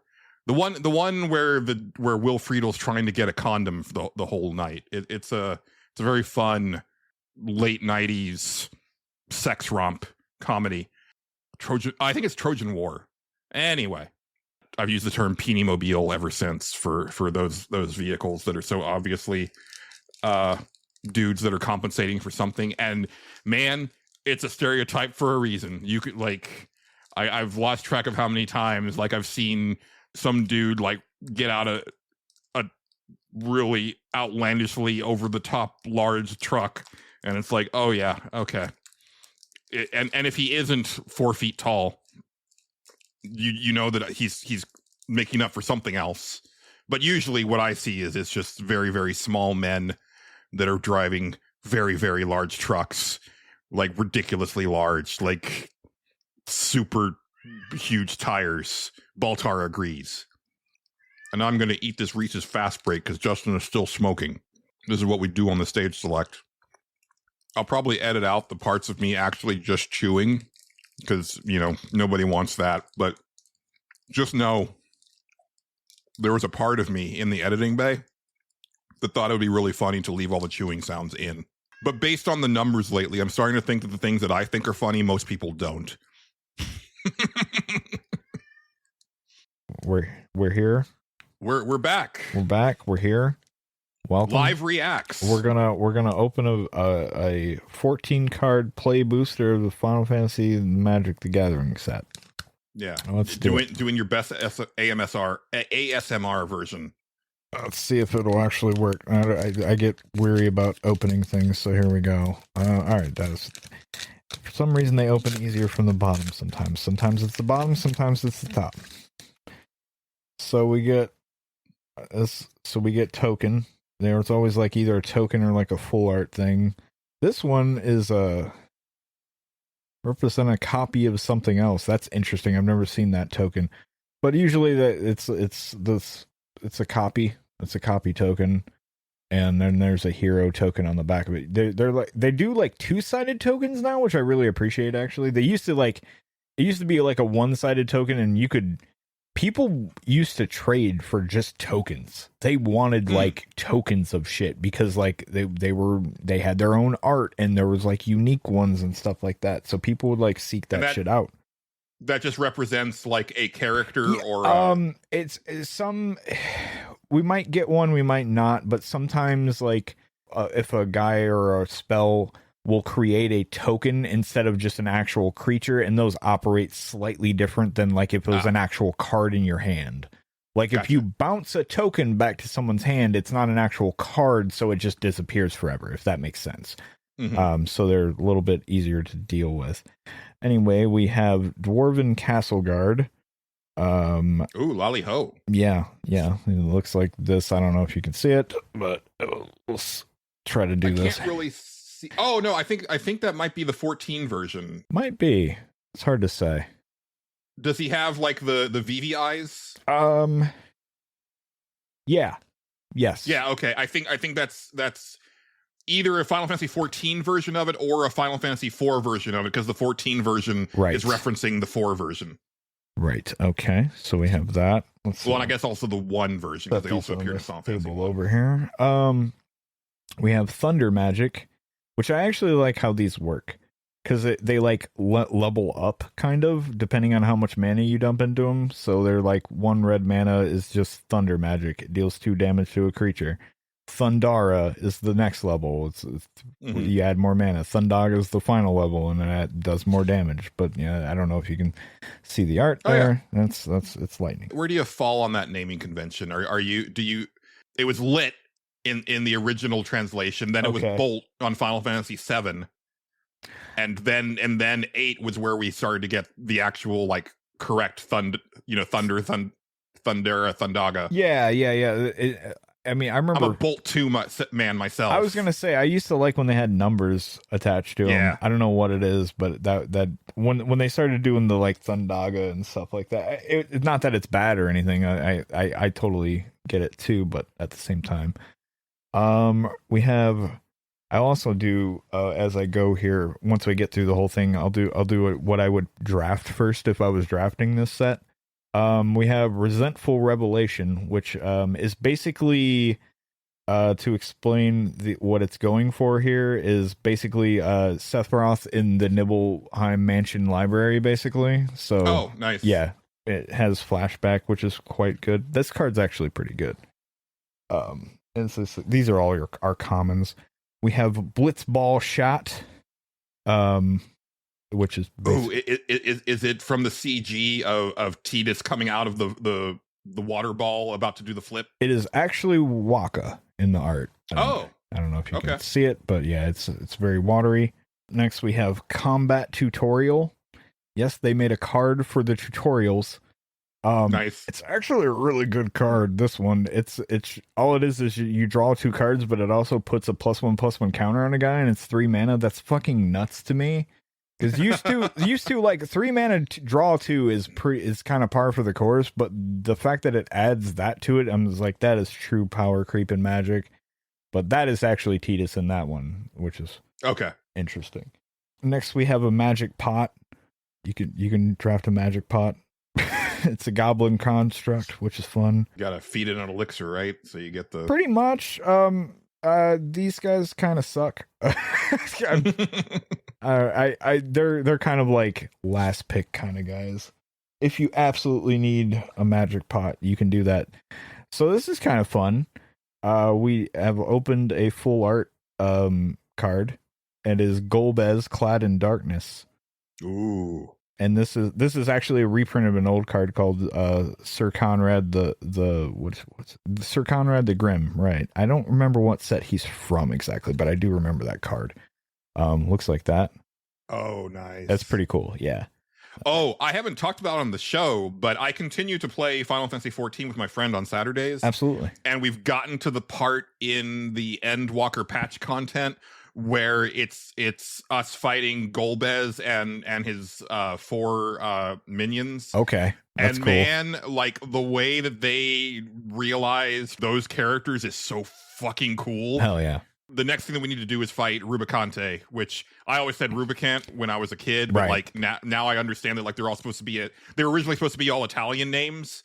So Milon is actually Scarmiglione. Okay. And then Valvolus of Air is actually supposed to be Barbaricia. And then Kenyazo is actually, that was always correct. It was just spelled wrong. Right. Yeah, and then Golbez just looks so awesome. I believe it. After that, we have Torgal, a fine hound. He is a 16, fine hound. And I actually think this is a really good card. He's a mana dork, which means he taps for mana. But he's two mana casts for 2/2. Taps for 1 mana of any color, which is huge. And gives a bunch of like, if you have a wolf or dog, it will give any human you play like +1/+1 counters. He's real good. But that I don't know if you can make out the art for that, but yeah, that's Torgal. Up next we have Ambrosia Whiteheart, which I'm not 100% sure. It's a white chocobo. I think it's from 16, isn't it? White chocobo? Yeah. Well, I remember there's white chocobos all over the place. Yeah. This one has like a name. It's a legendary creature. It's Ambrosia Whiteheart. Oh, that is from Final Fantasy 16. Okay. Yeah, I could not remember off the top of my head. But yeah, this is the art for that. I'm showing it to Julian, but it's a white chocobo. Just trust me on that. This one's called The Final Days, which I've actually never seen this card before. That's Final Fantasy 14. Yeah. Okay, that makes sense. I've never seen the card just period, and even in my drafting or anything that I'm going to read it just for my own sanity. Create 2 tap 2/2 black horror creature tokens for 4 mana. That's not bad. This spell was cast from a graveyard. Oh, it has flashback. That's pretty good too. Instead, create X of those tokens, where X is the number of creature cards in your graveyard. Okay, yeah, that's pretty good. If you have some graveyard bullshit going on, that's pretty all right. Do those cards? Do the cards have like quotes on them? Sometimes they do. I could probably go back through and look actually and see if they do on any of these ones. Sometimes they do. Sometimes nowadays they have so much shit going on. Like Torgal has thank you Torgal for never giving up by Clive Rossfield said that. See if any of the other ones do. Combat tutorial. Clueless, aren't you? Good thing I'm here from Lulu. That's fun. Oh, Lulu. Okay. Yeah. Here's the Blitzball one. Everyone seems to be calling for Waka, folks. Blitzball announcer. Resentful Revelation, which was the Genova project, resulted in my conception, which was Sephiroth, obviously. It doesn't say Sephiroth, but it's obviously the Dwarven Guard, Castle Guard, Lolly Ho is the Dwarven greeting. Yeah. Nice. Yeah. So stuff like that. I love that's one of the typos that has endured, because there was, I think in Final Fantasy 9, they correctly say Rally Ho, which is what it was originally supposed to be. But ever since then, it remains Lolly Ho, because that's what they say in Final Fantasy 14. Right. I have finally opened a Sid Timeless Artificer. Ooh. This is one I was telling you about, where it has like multiple arts to it, and it's all the different Sids. So there's six. I'm going to say 15 or 16 of them. Probably should be 15. I think 15. This one's a white-haired old man. I'm not 100%. Goggles? No goggles. Just an old kind of. There's a blonde kid in the background with a bunch of books. Oh, that's probably the one from 5. Okay. All right. Does he have a ponytail? Is it like a ponytail? Just really long white hair. Okay. Yeah. That's probably the one from 5. Okay, I believe you. And then our rare is Bart's and Boko. Oh, okay. From 5. Yep, from 5. It's basically, affinity for birds. So if you have a bunch of chocobos out there, he costs less to cast, which is cool. When Bart's and Boko enters, each other bird you control deals damage equal to the power to target creature and opponent controls. That's pretty good, actually. That's removal on a creature. It's pretty good. The quote here: "Call me Bart's. Me and my chocobo just go wherever the trail leads us." And then we have a foil Undercity Dire Rat. Which, why not? Why wouldn't we have a foil Undercity Dire Rat? I think that's 12. Maybe. It says, I finally worked up, let's see who the quote's from. I finally worked out how to get the door on the left side open. I hope there's something in there besides rats. It's from Kites? Street Urchin? I don't know. Kites, yeah. Seems like a small-time character. Yeah, or well, no, they're not doing spin-off stuff, right? It's all mainline. It's all mainline. Yeah, there's no Final Fantasy Tactics in here that I know of. Yeah, I don't recognize that character. I don't name. either. Glad I'm not alone there. Yeah, but it's just a 2/2 Ratman. I think when he dies, he leaves a treasure token behind. That's fine. If you need a 2/2 for 2 mana, that's your guy. And then we have a land card, which the land cycle in this are towns, because why wouldn't they be? This one's Vector Imperial Capital. Okay. From 6. Yeah, adds black and red mana. And has a quote on it. If we allow the Empire to continue expanding to its Magitech arsenal, history's greatest mistake will be repeated. And that's Bannon, leader of the Returners, who said that. It looks like that. It's hard to see, but the good Bannon. Yes. Let's see. If I was pick one-ing this, Julian, what would I think I'd probably just rare draft, honestly. I'd probably just pick the Bart's and Boko. That actually seems pretty good. Although Torgal is very tempting, because that's a good card, but at the same time, the removal aspect of that card, I'd probably just rare draft here and just go with it, whatever happens. Always avoid it. Justin's rare drafting advice for the day: always avoid drafting first a multicolor card if you can, unless it's absolutely busted. Because you never know where the draft's going to lead you. And that's Justin's magic advice for the day. You're all welcome. But anyway, that's our pack. We did it. Yeah. You're all welcome. No Detlef Schrempf in there, No, unfortunately. you never know. I mean, the coolest card out of this, obviously, to me, is the Golbaz. Like, that's full art. That shit's sweet. And I'm a sucker for anything 4 related. Absolutely. Totally get it. I told Justin before the show, it's like, if you find a Cecil, either Paladin or Dark Knight or an Emmett Selk, show me a picture, because that's my favorite hero and my favorite villain, respectively. Yeah. Totally get it. I think I've opened Cecil once. I can't remember if he's the black 1-drop or he is. And I have not opened Emmett Selk yet. I think he's a mythic, so it's probably hard to actually open that guy. But yeah. But yeah, that's our pack. Best villain in the franchise. You've said as much, and I believe you. Yeah. All right. Well, next up, as promised, last week we said we would, come back and talk about the Xbox event. And as you predicted, Justin, you'd said, the last few years, like, the Xbox event is usually the best of the bunch. Yeah. And I think I'm at least for me, that held true this year. Yeah, I really thoroughly enjoyed the Xbox presentation. I don't know. I thought it was fine. Totally fine. I don't know if I'm as excited about it as I have been previously, but I didn't think it was bad by any stretch. I think they did a lot better job of showing what games actually were compared to like PlayStation, because they had shown Clockwork Revolution before, right?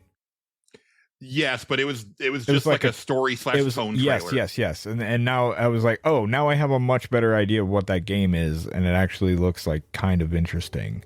Yeah. Stuff like that. I will say that I think there was a lot of stuff that I felt was missing that I was surprised. There was no Fable, right? Am I crazy? Yeah, so I no Fable. Well, so at the end of the show, Phil Spencer came out and said, basically he kind of confirmed what's next year for Xbox, and he was like, next year is the 25th anniversary of Xbox, and we're going to celebrate with a new Fable, Gears of War E-Day, a new Forza. Right. And then he said like something else that's been a classic from the beginning, which I'm assuming is a Halo thing, but there's a handful of things that could be. Yeah, I would assume Halo too. Yeah, but he did say Fable and Gears of War E-Day by name, but those are the two of the ones that I put down as missing. Yeah, I was kind of shocked. I kept waiting. I was like, okay, when's Fable going to show up? Because I really want to see more of that. And then they didn't show any of it. And I was like, nothing, huh? Okay, wow, all right. Yeah, I was very surprised about that. Yeah, me too. I thought there would be at least a little bit of OD from Kojima Productions. That wasn't there. That wasn't there too. Yeah, I know it was a long shot, but I thought there would have been at least like some lip service paid to Elder Scrolls 6. Yeah, but that was also not there. No Perfect Dark either. No Perfect Dark. Yeah. And no State of Decay 3, so State of Decay 3, I am almost willing to write off as that's a never happening, because Perfect Dark I wrote off last year. Yeah. And then it showed up and it had like a really awesome gameplay trailer. Yeah. But State of Decay 3 has not been shown since the Xbox was announced. Yeah. They showed something or was it when the Xbox was announced that they showed it was something? It was a sorry. They've done 2 CG trailers. That's what I remember. It wasn't. They didn't show any gameplay. I do know that, but they have been like, no, it's happening. Trust us.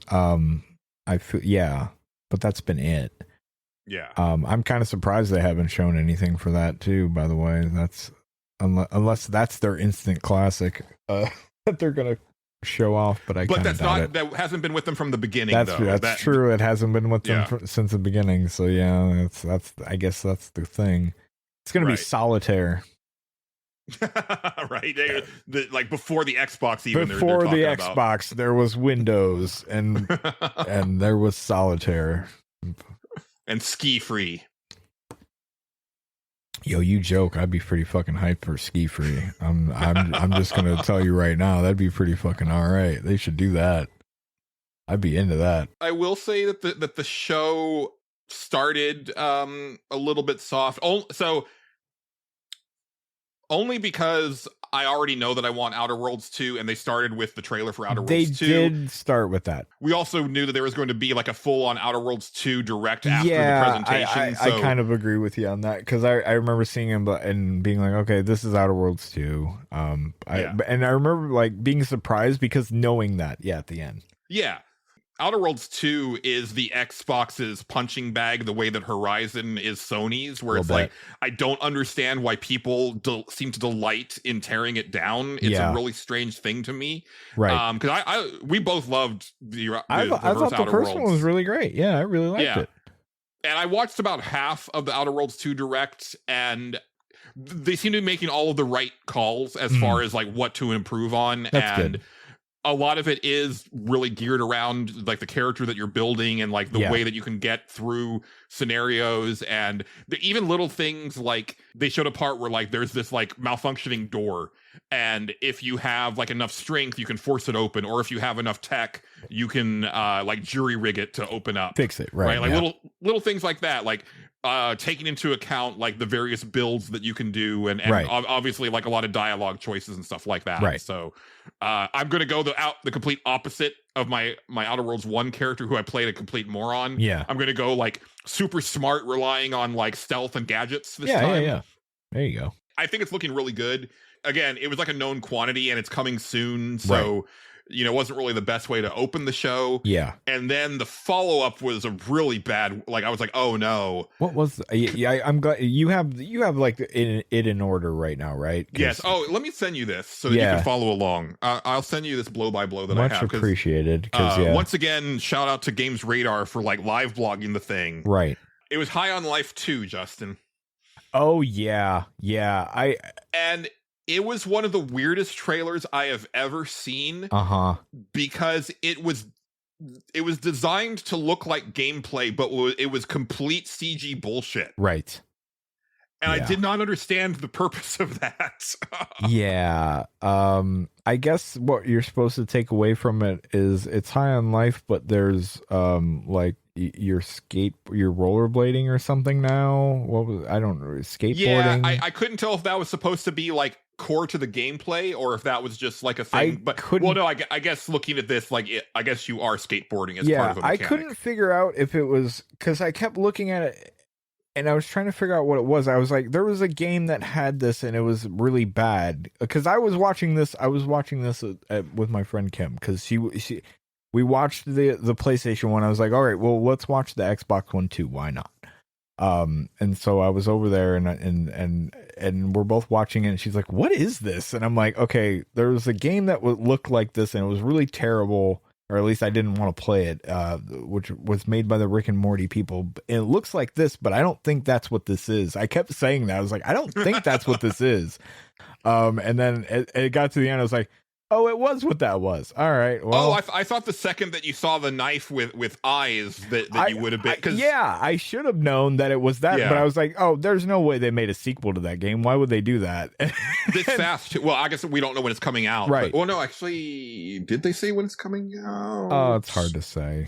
Coming this winter, apparently. Coming this winter. Yeah. So that was the other weird thing, that there was like zero gameplay. Yeah. And that's a pretty fast turnaround, because I think the first game came out like in 2023. Yeah, it wasn't like that long. End of 2023. That's what I mean. That's why I was like, there's no way that's this, right? Like, right. This is somebody else was doing this gimmick, and maybe this will be a less annoying version of that. That was my thinking. And then when I seen what it was, I was like, oh, never mind. I never talked about it on either show, but I did try High on Life, and that dude's humor is just not for me. Yeah, it just didn't do anything for me. You probably won't have to hear from them for a while, so it's fine. Well, yeah, but that game came out after all of that shit, so it was like slightly after it. Like it had just happened, and then they put that game out. Yeah, I'm kind of fascinated by, because I don't think he's got anything to do with this one, I'm gonna guess, right? Oh, I don't know. I just assumed that it was still going to be him, because I also thought that like he had kind of I thought that like the charges had been dropped or something, or like he had been exonerated. I don't know. I really don't care enough about. I don't care enough either. Yeah, it's odd.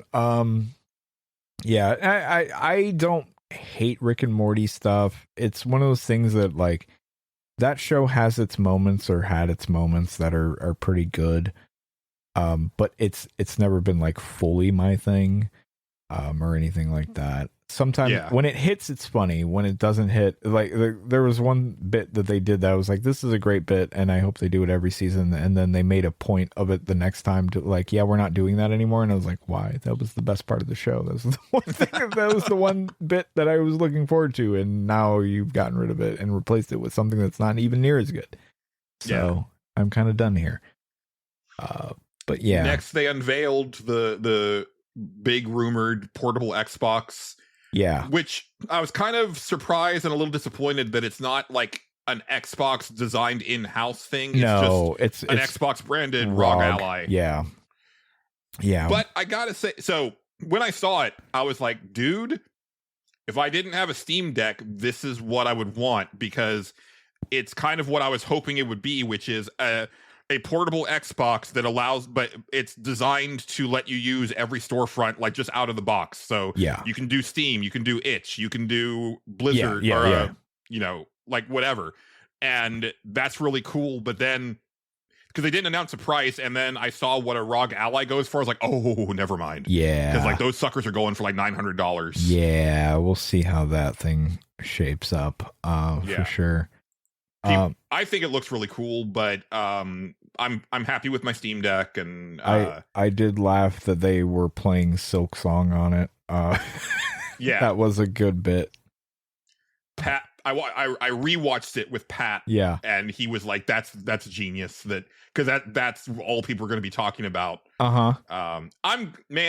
I'm glad that I do not give a shit about Hollow Knight, because like I can just be like, okay, they said something about it, cool, I guess, fine. Good for you guys. Yeah, instead of being really crazy about it, right? Yeah. I don't think I'll ever understand the fervor over it. My thing has always been like, these really bland designs. Like everything is very boring looking to me. Yeah. I guess we'd have to play it to understand it, Julian. I can already tell that the gameplay is not Probably my thing. Not. It's definitely not my thing either. Yeah. They showed a much longer, more detailed trailer for the Blood of Dawnwalker, which this is super on my radar since it was announced. Yeah, I don't remember this even being announced, but apparently I just am not paying attention good enough. So I think this happened like apart from it. Yeah, no, you're not wrong to have not noticed, because it was one of those things where it wasn't shown off at any presentation or anything like that. It was just a trailer that dropped, and I ignored it initially, and then actually I think it was like someone in our Discord posted it. Yeah, and I was like, all right, let me check this out. And then it's like, oh, it's ex CD Projekt devs, right? That started a new studio, and it's like one part The Witcher, one part Legacy of Kain, and I am here for that. Yeah, I could. Yeah, that's definitely your thing for sure. It seems pretty cool. Like, it did look pretty good, I have to say. Surprised that Bandai Namco is the publisher. Yeah, why not? That is really weird, but at the same time, they also publish like Elden Ring and shit like that, so. But that's at least Japanese. Yeah.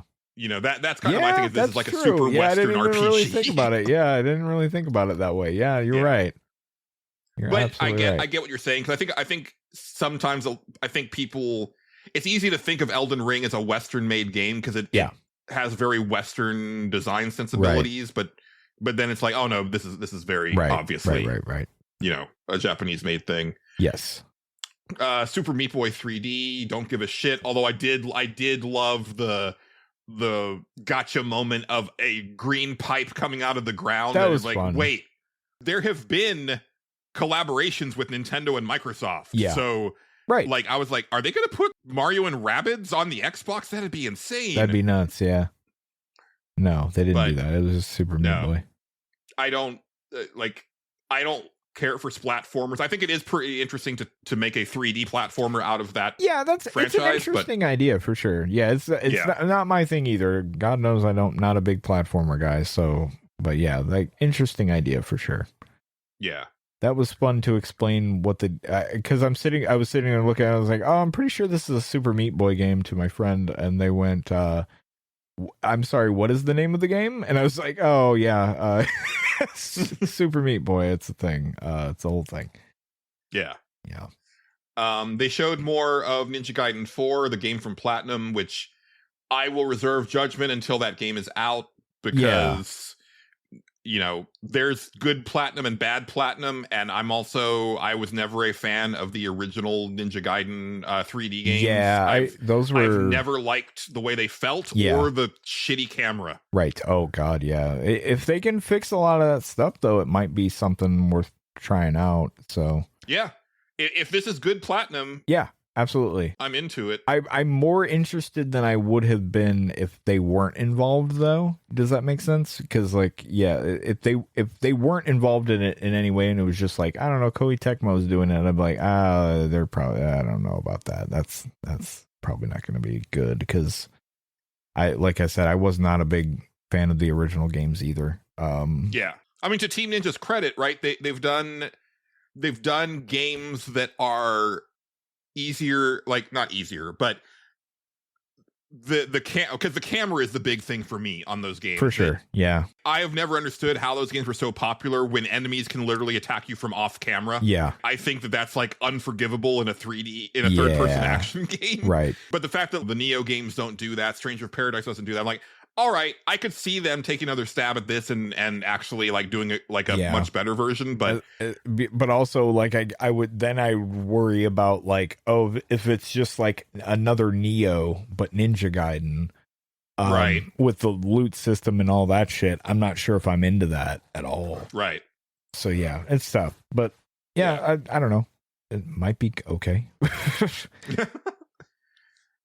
They had the DLC announcement for Indiana Jones. The only thing that I wanted to say about that is that for a second I thought that they might be announcing a sequel, and I was surprised at how okay I was with that. Yeah, I mean, it was my second favorite game of the year last year, but I was like, man, if they're already announcing a sequel, I'm actually down for that. And then it was, and I was like, oh, okay. Like I don't know if I'll jump back in for DLC. As soon as I seen it, I was like, this is going to be DLC for Indiana Jones. Yeah. I should have known that it was like way too fast for them to. Yeah. This next one is like the craziest thing of the show for me. Yeah, it was a little weird. So this is Beast of Reincarnation, which I thought was a pretty cool looking third-person action game. It has Nier Automata vibes to it. Sure. With some other stuff, but it's being developed by Game Freak. Game Freak, yeah, the fucking Pokemon people. I have never understood this relationship, because it wasn't until Pokemon Go came out where I learned that Nintendo doesn't actually own Pokemon. Yeah. And that Nintendo doesn't own Game Freak, because sometimes Game Freak does non-Pokemon games, but they've been released for Nintendo platforms. Right. So I thought at the very least they were like a second-party developer. Yeah. But I can't believe that in nearly 30 years, Nintendo was never like, yo, we're going to write a check and we own you now. Right? You would think it's like one of their biggest things for Nintendo stuff. Yeah, no, they don't. And Game Freak's its own little entity over there doing its thing. And it's wild. It's like bizarre to me that this was announced at an Xbox show. I think the most bizarre I was going to say the most bizarre thing to me is it looks really good, and then you go look at the Pokemon games and it looks like they don't give a shit about them. Right? It's so wild. Like people, like that was the big thing when the newest like mainline Pokemon came out, was like it had all sorts of like performance issues. People were like it was kind of buggy, if I remember correctly. People were not happy about a lot of that shit that you think of with Nintendo games, right? And with a franchise like fucking Pokemon, like however much money that franchise pulls in, which I'm sure is a lot, you would expect like really good quality, but like, no, what if we just didn't give a shit about it though? You'll buy it anyway. So that's interesting, because it's actually a double-edged sword. I got this from Casey talking about it in our Discord. Is that because it is such a massive success and a huge moneymaker, they don't need to try. No, I know. It's sort of like the Madden games. Yeah. They're like, we know this is going to sell, and it's always going to sell to a new generation of kids that doesn't know any better. Buy it. Yeah. So fuck it. Yeah. It doesn't matter. Yeah. It's honestly surprising that they're as innovative as they are with that series. Really. At this point. You're not wrong. Yeah, absolutely. Yeah, no, I get it. I'm 100% right there with you. Like, they don't have to try. But now that they're making something different, it looks like it's like, this is what we can do if we try.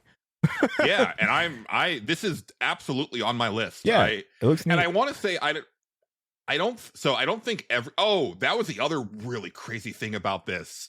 And it revealed a couple things to me. I don't know if you noticed, Justin, but pretty much every single game that they showed had the PlayStation and Steam logos on them. Yeah.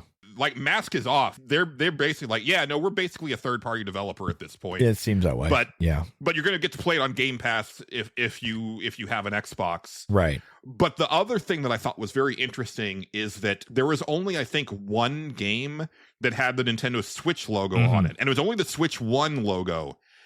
And I'm wondering if very few developers actually got Switch 2 development kits, because the system is clearly way more powerful than most of us were expecting. And I'm wondering if it was either Nintendo not doing their due diligence to get those dev kits out to places and be like, no, listen, our next system is going to have the chops. Like, you can make games for our system. Yeah. Or if it was the developers being like, no, we're not interested in developing for the Switch because we know that we can't do what we want to do on your hardware. Right. So I'm wondering if it's going to be a thing where they're scrambling to catch up to develop on the Switch 2, or if it's still a matter of like the Switch 2 is actually going to be in a situation where it doesn't really have a lot of software for the first couple years.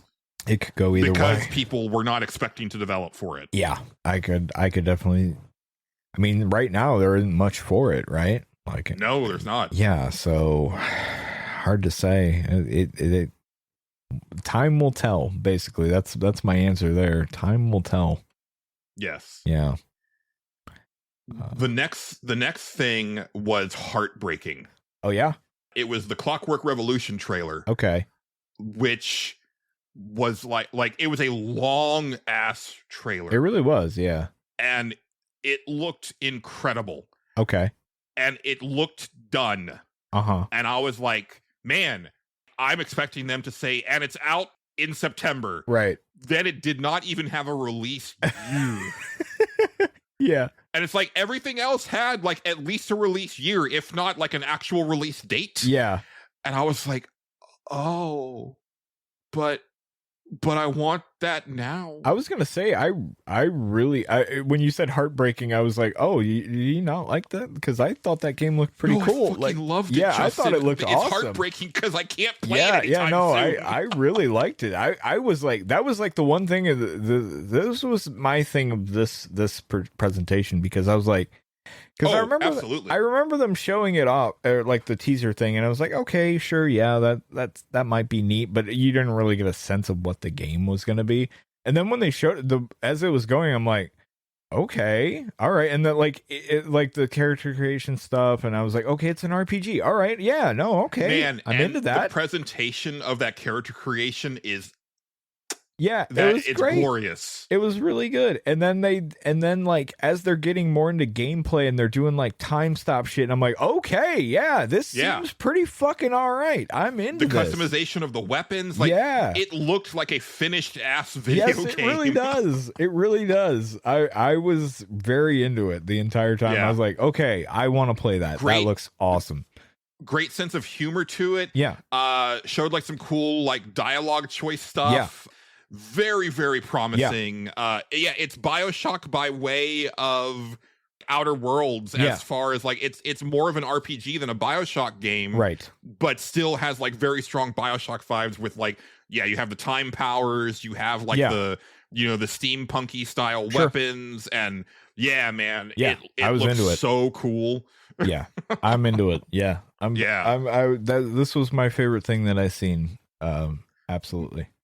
It's so funny because, and again, I know I've said this before and I apologize, but I keep coming back to, I have the same thought and then I immediately remember what the plan is. Right. Because I'm like, they're on such a hot streak right now, and they've got so much stuff coming that looks so incredible, and it's like, this is where they could have started to turn things around, where if this stuff was exclusive, I think they would have started to move some units. Right. But that's not the goal. No. But I will say that this particular show, with them being like, all this stuff is coming to PlayStation and Steam. Right. It really kind of, I was like, no, you know what? It's actually kind of genius. Yeah. Because here's what's going to happen. And I can tell you this for this is going to be me, and I bet it's going to be a lot of other people. Yeah. I'm going to play a lot of these games on Game Pass. Yeah.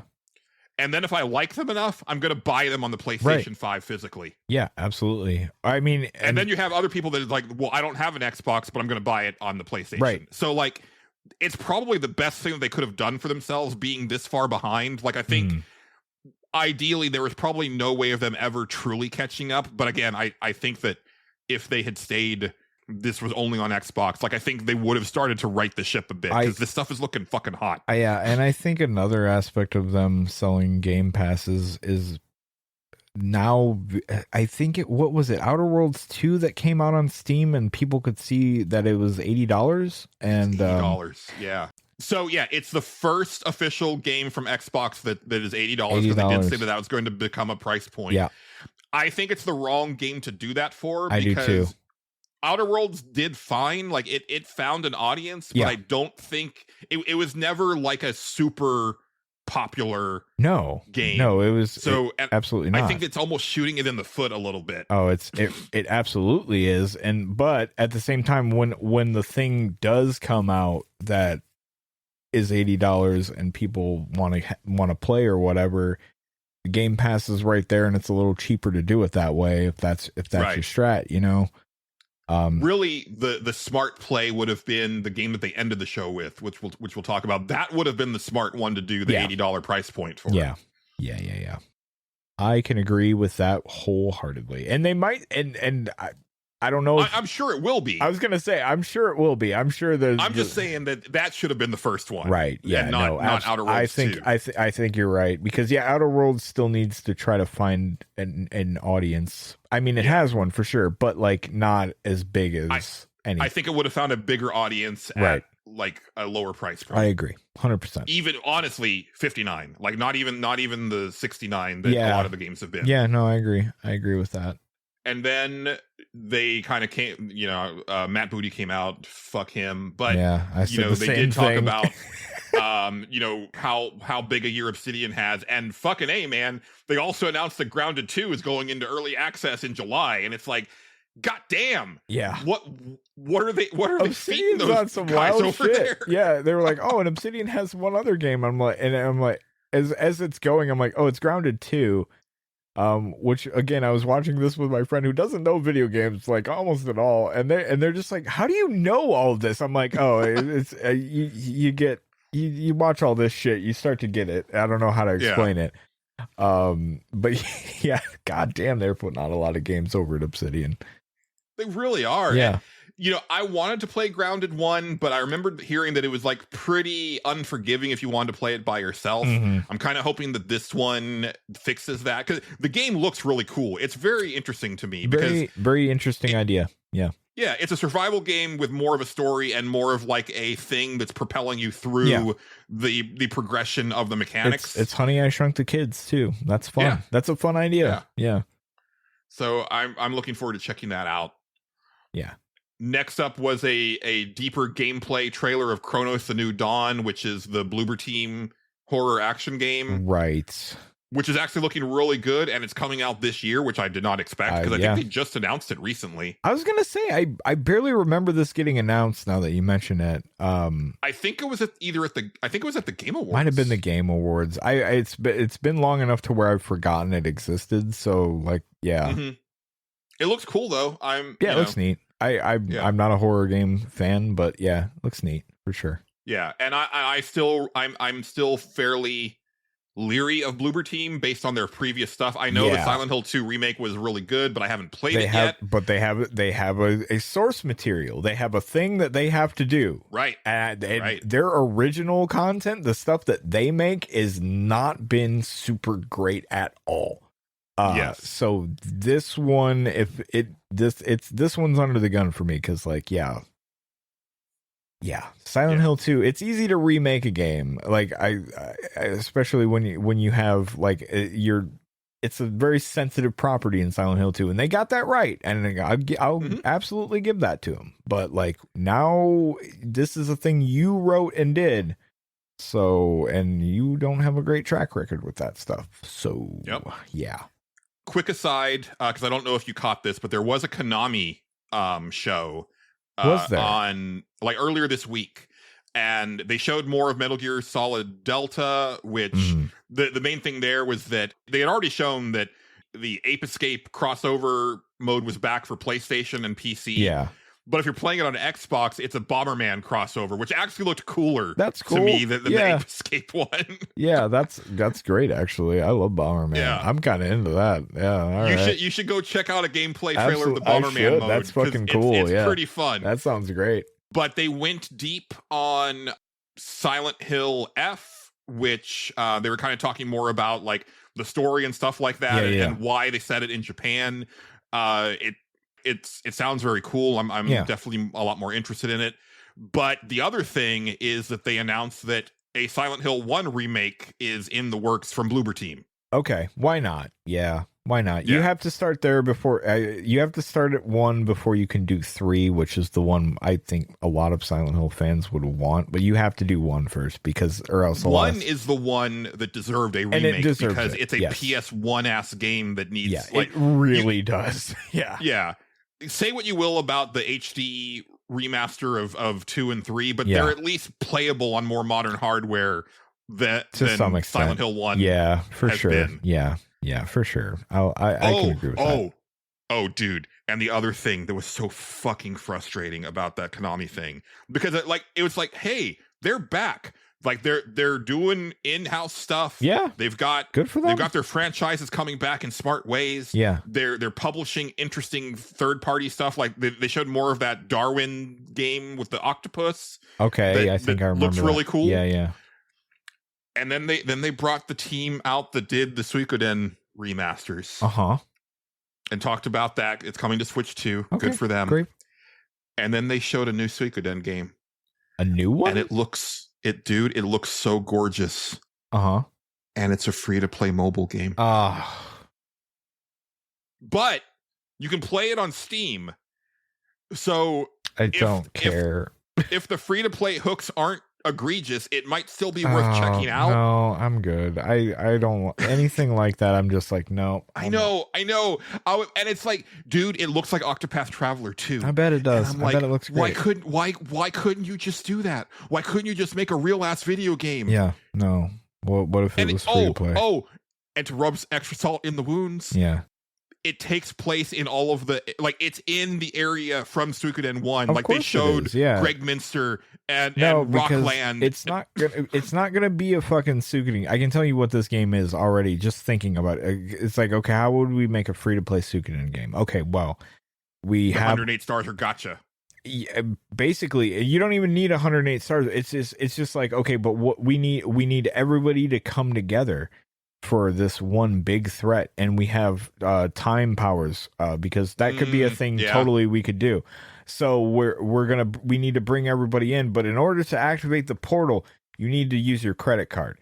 And then we activate the portal and then people come through it. So it's for the true Suikoden fans out there, this version of, this character is not as good as this other version of it. You really got to get them at just the right moment in time for them to be a 5-star character and all this shit. Yeah. It works perfectly and I fucking hate it. No, you're not wrong. No, that and sucks. The trailer did show a couple returning heroes. I think I noticed Flick, and I noticed Vicky, the ditzy teleport girl from the first game. Oh yeah, I'm sure there'll be it'll be all the people you want there. Yeah, absolutely. Yeah. Ted's gonna show up for no fucking reason. It's gonna be a whole thing.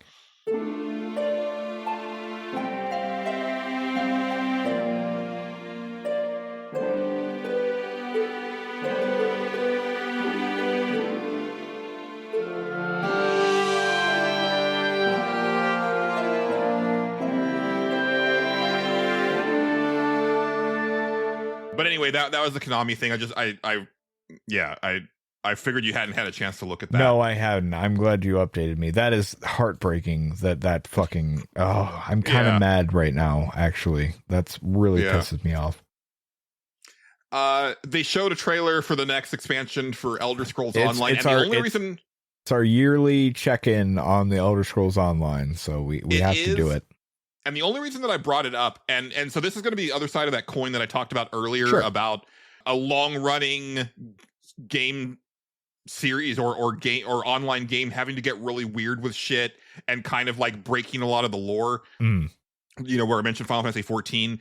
I actually liked what they showed of this trailer because it's very silly, but that's one of the things that I've not liked about the Elder Scrolls stuff is that it's very like self-serious, and there's certain like fantasy settings in video games where it's like no one has fun here ever. Right. Like it's just miserable all the time. Yeah. And here it's like, oh no, there's like part where they're on the beach and stuff like that. It's like it's silly, but it's like it's kind of nice to see people in this world get silly because it just adds an extra element and to that world that makes it feel more grounded and real to me. I agree. So that's all I wanted to say about that. I get you 100%.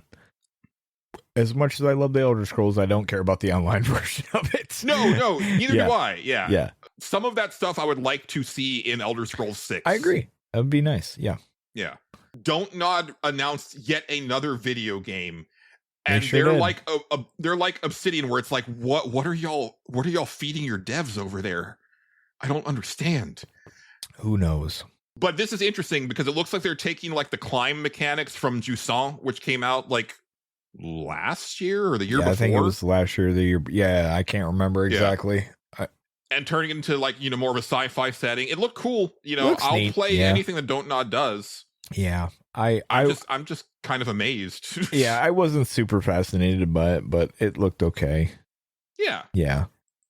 That's kind of Don't Nod's thing, is like none of their stuff ever is like stellar must play. Like, holy that's shit, kind of what was always that? yeah, and then they're just, I don't know. I like Don't Nod. They seem nice, but at the same time, every time I see one of their games, I'm like, I immediately forget it exists. Yeah. And it's just But kind of they have good writing. They generally make good characters. Absolutely. Yeah.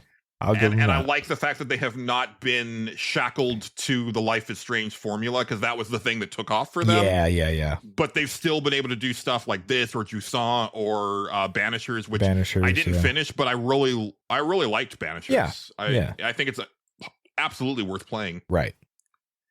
And next is we're gonna have our top 5 Yeah. games of not E3 when we close out. Yeah. But I'm gonna reveal my hand here. I fucking love There Are No Ghosts at the Grand. I really liked this one too. I'm not gonna lie to you. Yeah, I really liked this one. Dude, okay. Yeah. I came into this show, I was like, I'm gonna have to fight about There Are No Ghosts at the Grand, because Justin heard people singing and he's gonna like really No. tear it open. I thought it was a really cool idea to have a basically like house flipper type thing, but also include like puzzles and a story and all this stuff. I was like, that's a really cool idea. Like everything, puzzles, a story. At one point it turns like kind of sinister with like the stuff going on. Yeah. But then it might also be part musical. I don't know. And also really I'm funny. Super fascinated by it. I was like into it the entire time. I was like, okay. When it started, I was like, what the hell is this? And then as it went, I was like, okay, all right, I'm picking up what you're putting down here. This is kind of cool. All right. So excited for this. Yeah, no, it looked good. It looked really good. Yeah. Absolutely did. I don't think there's a release window for it, unfortunately. Doesn't look like it. At least not listed here. Next kind of surprising thing is a new game from a Korean developer called Mudang 2 Hearts, which gave me very strong Slitterhead vibes. Yeah. And I'm really interested in that. I like multi-protagonist games. Yes. And that's what this is. Like, they show like a character that's very much like a soldier, but then this like just blonde girl that's sneaking just around. A blonde Korean girl there. Yeah. Yeah. Why not? And it looks like there's like some sort of like either sanity or rage meter that you're having to monitor to like keep from going too high or something like that. It looks very interesting. Looks neat.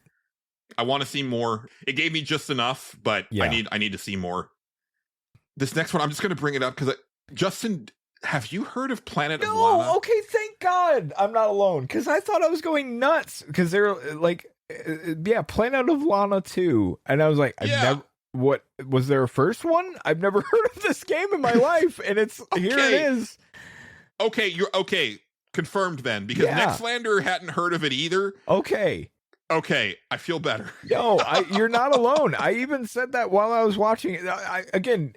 I'm watching it with somebody else, and they don't know video games, and they're like, "Oh, did you ever play the first one?" I was like, "I've never even heard of the first one." Like, I don't know what the fuck this is. Like, they're just putting it up here, like, "Oh yeah, everybody's been heavily awaiting the Planet of Lana sequel." I'm like, "No, I haven't. I didn't even know there was a Planet of Lana 1."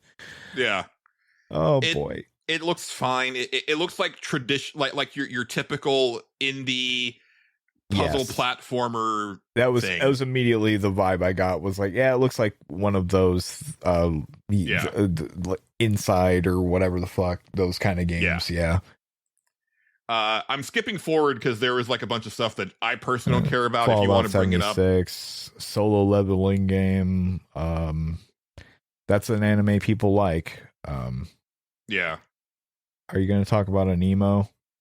I wasn't going to unless you want to. I don't know. The trailer, it looks interesting at the very least. I don't know what the fuck, if there's anything else about it. It's like a Pokemon. I got Pal World vibes from it. I thought it was a Pal World game actually. I thought it was I thought it was actually like a Pal World expansion or something. I was like, they're going for a different tone with this trailer. And then it was like, oh, it's not that. Okay, got it. Yeah. Tony Hawk, yeah. Skip ahead. But yeah. I know which one you're going Fate's to. End. This one is on my top 5. I'll show my hand right away because, like, nice. yeah. Next game from the developers of Spiritfarer, so yes. I was already on the hook. As soon as they said that, I was like, okay, I'm interested. And then, yeah. And then I was slightly disinterested when it was like, Me but it's too. just like an action platformer. It's an action platformer. I was like, but then it started doing some cool ass shit. And then it started going places, and I was like, okay, I'm back in. This seems neat. I'm interested in what you're putting down here. This seems pretty cool. Like interactive family tree cards with, it's clear that there's like this fucked up family that you're dealing with that has a lot of issues. And then like dialogue choices in the middle of climactic battles that look rad as shit. Yeah, man. It looks cool. And then at the end of the trailer, she parries this ginormous sword from this giant colossus, and I was like, okay. I was in. I was like, I was the same as you. At first, when they start showing the game, I'm like, oh, why did you guys do this? This was not your thing. Like, no, don't do that. But then as it went, I was like, okay, there's a lot. I kept saying it out loud. I was like, there's a lot going on here. Like, I'm fascinated by that, and it's like I like Spiritfarer a lot, so yeah, why not? I don't know if it'll reach the emotional highs of Spiritfarer, but tough to say. It's clearly going for something. I love that they didn't do like another type of Spiritfarer kind of game where it's like, me different thing. This is a very different thing. That's really cool. So yeah, and their third game is also very different, which I think came out before Spiritfarer. Oh, really? Yeah, like it's like it has to do with like Norse mythology. Like is it Jotunheim? Something like that. I didn't even know they had one after Spiritfarer. That's interesting. I think it was before Spiritfarer. Oh, before it. Oh, yes. Oh, let me look that up. Or is it Jotun? Let's see. Where do I have that stuff? Jotun. Yeah, I'm trying to. It would be here, I think. Boy. Okay, let's go here. Store page. Thunder Lotus Games, Fate's End, Spiritfarer. Is it Sundered? Seems wrong, but oh, maybe. Could have sworn it had like a Norse sounding name. Oh yeah, Jotun. I'm sorry. Okay. There's also a game called Sundered that they made too. Oh. Okay. Not familiar with that one. And nor am I, but it exists, and we all have to deal with that. But Jotun was 2015, Sundered was 2017, and then Spiritfarer was 2020. 2020. Yeah. But yeah, Jotun was okay. You got it right. Good job. Thank you. Mm-hmm. They had the trailer for Gears of War Reloaded, which is coming at the end of August. Had they revealed that up till then? They had. Okay. It was like I forget when they revealed it. It was relatively recently. I believe you. But I'm gonna buy that on PlayStation just for the shits and giggles of it. Like as God intended, Julian. Yeah. I thought it was E-Day because I was like, oh man, Dom looks so young. Yeah, but I think that might have been one of the things that they did with this remaster is they kind of aged the characters down a bit. Possible. They've definitely, with Gears 4 and 5, like they've aged those characters up quite a bit because a lot of time has passed. Yeah. So it was kind of funny where it was like almost like looking at an actor where it's like, oh man, like he looks so young, like in this role from 2006, and it's like he's not real. Yeah. But that's one of the things that I like about RGG, where when they take like the Like a Dragon characters and put them in a different story, where it's like we're recasting, you know, these characters as different people. Like there's something that I really appreciate about that. Yeah. And then there was the reveal of Persona 4 Revival, which I 100% believe was thrown together in the 11th hour because of Yuri Lowenthal. I wouldn't doubt it. Yeah. Because he basically got on Blue Sky and said, no, I'm not playing Yosuke in the Persona 4 remake. I asked and they said no. Yeah. And people were like, yo, what? Like, confirmed? Right. And then here it's like, it's literally just like some TVs, and then you see like some backgrounds, and then the main character walking around for like 2 seconds. I had heard, I think it was before that I'd kind of seen that it was supposed to be come out on this thing. I could be wrong, and that's where I think that tweet came from, because people started to ask about it. Maybe I'm wrong. It's been rumored for a while. Yeah, for sure. But I think like a noted leaker said something like, no, it's going to show up here. Be ready. Then I was surprised that they showed so little. I mean, I understand that Persona 3 remake came out last year. Yeah.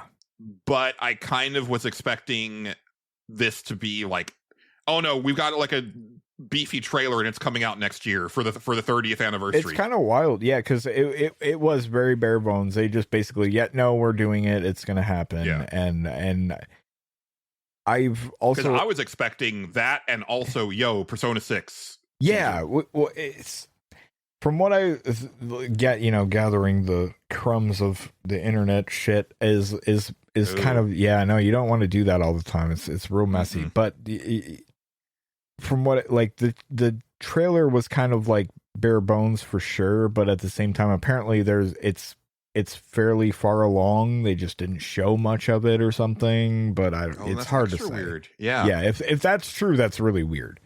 Yeah.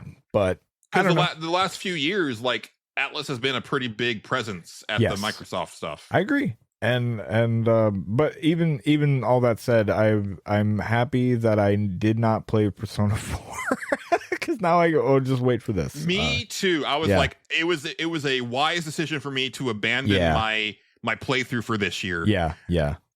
I'm glad I didn't mess with that, and now I have a reason. Now I'm just like, I'll just wait for that then, and we'll do it that way.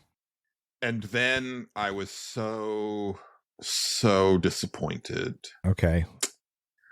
Because there was the reveal of an Invincible game, Justin. Yeah. Look, I understand you guys really like that Amazon show. Yeah. Invincible is not a wall-to-wall gore fest, and it's not about evil Superman. But what if it was, Julian? That is the only thing this show is known for, and the comic by extension. On Versus Wolves last month, they did like Wooly watched Invincible at Eyepatch Wolf's recommendation. Yeah, and Wooly's first thing was like, "Oh, so ultraviolence is your thing?" And it's like, it's not. It's fucking not. Eventually, ultraviolence becomes a part of the comic as things ramp up. Yeah. It is not the focus of the story. The story is about a young superhero who, through the course of events, learns that in every version of the multiverse, he is a villain. Okay. And then, in spite of that, it chooses to be a hero. I see. That is the core of Invincible. And when I saw Invincible just like straight up like pulp the head of fellow hero Bulletproof in this game, which is a 3-on-3 versus fighter with like a lot of Mortal Kombat vibes to it, I was like, what I got from it. Y'all completely missed the plot. Yeah. And I understand it's the show's fault, it's but the show. God fucking damn it. Yeah.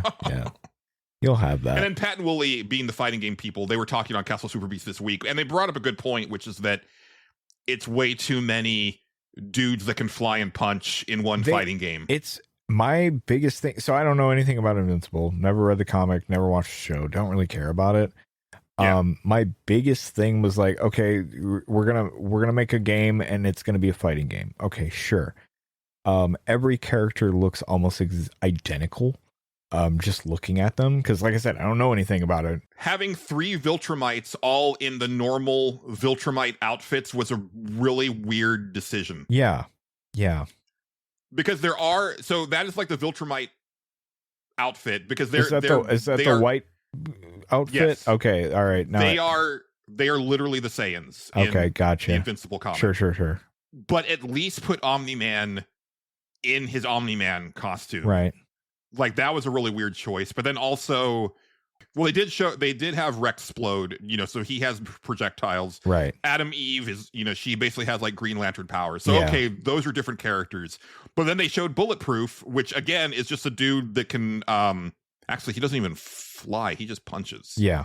So, and like, there's other characters that you probably should have led with, like Robot, he's a robot that has all sorts of like onboard weapons. I would assume he's a robot. Yeah. Yeah, and like, so you could get really weird, because there's a lot of really eclectic characters in that game. Oh, I'm not. I don't mean to shit on the universe. I just think it's a weird thing to do. That's what I'm saying. Yeah. It's a weird thing to lead with these characters instead of like, because literally, like, they just started the Battle Beast limited series like a couple months ago, and Battle Beast is a very popular character, so it's like, and he's just a really cool looking cat man with like a bunch of weapons and stuff like that. Great. So that would have been a good idea.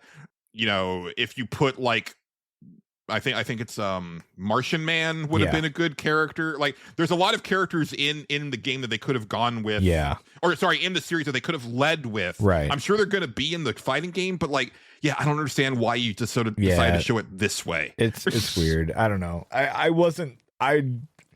I walked away from it being like, I don't really care about that. It looked like it looked like a Mortal Kombat in a universe that I would need to know something about to enjoy anything about if there's a story or anything like that. I'm not going to go to it for the fighting, because like, the fighting didn't look all that super great to me. Just was not into it at all. It was very strange. Yeah. But again, I feel like I'm shouting into the void every time that I see people, like, because it's constantly getting compared to The Boys. And I'm like, these things are extremely different. Yeah. And it really sucks that y'all think that this is the same thing. Yeah. Anyway. I could see how it would get that comparison too. Yeah. Show wise, I could see it. Yeah. Yeah. The show is also like, it's sort of like the Final Fantasy VII remakes, which is, hey, foreshadowing, in the sense that it can't wait to get to certain things at the expense of pacing. Sure. But anyway, that's not games. That's the show. Yeah. They announced that Final Fantasy VII Remake Intergrade is coming. I think this winter. Yeah. And then Final Fantasy 16 is available now, although apparently it's a significant graphical downgrade, which is surprising. I bet it's because of the Series S. You're holding it back. Yeah, that's the whole thing. Yeah. But I guess that means 16 is probably going to come to the Switch 2 at some point. Probably. But that's cool. I'm surprised that they only announced 7 Remake and not also what it was just I don't even remember the name of it now. Rebirth, the second one. Yeah. But it's good. I mean, those games should have been on the Xbox. Surprised it took them this long, honestly. But I don't know, especially for 7. Like, 16 was actually a faster turnaround than I thought it would be. Yeah. But 7, I mean, that's 5 years. Yeah, it's way past the point of, I guess, relevance. Like, if you're, I don't know, it's just weird to me that it took them this long to do it. Not past the point of relevance, but just you would have expected it to have been way sooner. That's what I mean. Yeah. I'm sure there will be somebody that has been waiting for that will be really excited. But like, I feel like the pool is a lot smaller than it would have been a while back. Very, very small. That's what I mean. But I'm glad for those people that only have an Xbox that get to play it now. New game from Double Fine that I am actually super interested in, called Keeper. Okay. Yes. I thought this looked really cool. It reminded me of back when on the Xbox 360, Double Fine did this thing where they had basically like a game jam within the company where everybody broke off into tiny little teams and just brainstormed video games. Yeah. And what came out of that was Costume Quest 1 and 2, right? Headlander, Stacking, Iron Brigade. Okay. Like that little experiment, yeah, you know, bolstered that company for almost a decade. Right. And this has that same kind of energy. You're playing this like lighthouse that grows legs. It can walk, yeah. It's like an action puzzle platformer, and you have this little bird that's like on top of the lighthouse. Yeah. It looks very inventive, very cool. It was actually one of my favorite things at the Xbox show. Oh, there you go. I had the same reaction I have to most of Double Fine's work, which is like, that looks neat and weird, and I don't have any interest in playing it. Yeah, that's kind of what I expected. That's exactly how I feel about most of their stuff. That's honestly how I thought you were going to feel about No Ghost at the Grand. Oh no, that one. Listen, if you throw a house flipper at me, I'm kind of in. Like that's a thing. So yeah. Right. And then Phil came out and talked about what I said about, you know, next year is the 25th anniversary, and you know, all the stuff that to look forward to then. And then they had the one more thing. Yes. And look, I understand that when the title drop happened, that a lot of people were disappointed. But it's funny because every reaction I've seen was like, that looked really fucking cool until I saw what it was. And it's like, but it looked really fucking cool, didn't it? Yeah, that is. So this is the curse of having the Call of Duty name on something that's cool, is people that would otherwise play this if it was named anything different, because Call of Duty has a stigma to like a certain sect of gamers, right? That would absolutely be like, yeah, this thing that looks awesome, I'm gonna play that. And it also has a certain expectation from another set of gamers, which are, you know, the mass people, which is why like Infinite Warfare is one of the least popular ones. People fucking hate Infinite Warfare. Guess what? Infinite Warfare is fucking cool. Like Infinite Warfare. I should go back and play that one at some point. It is awesome. Like you especially should. You especially should.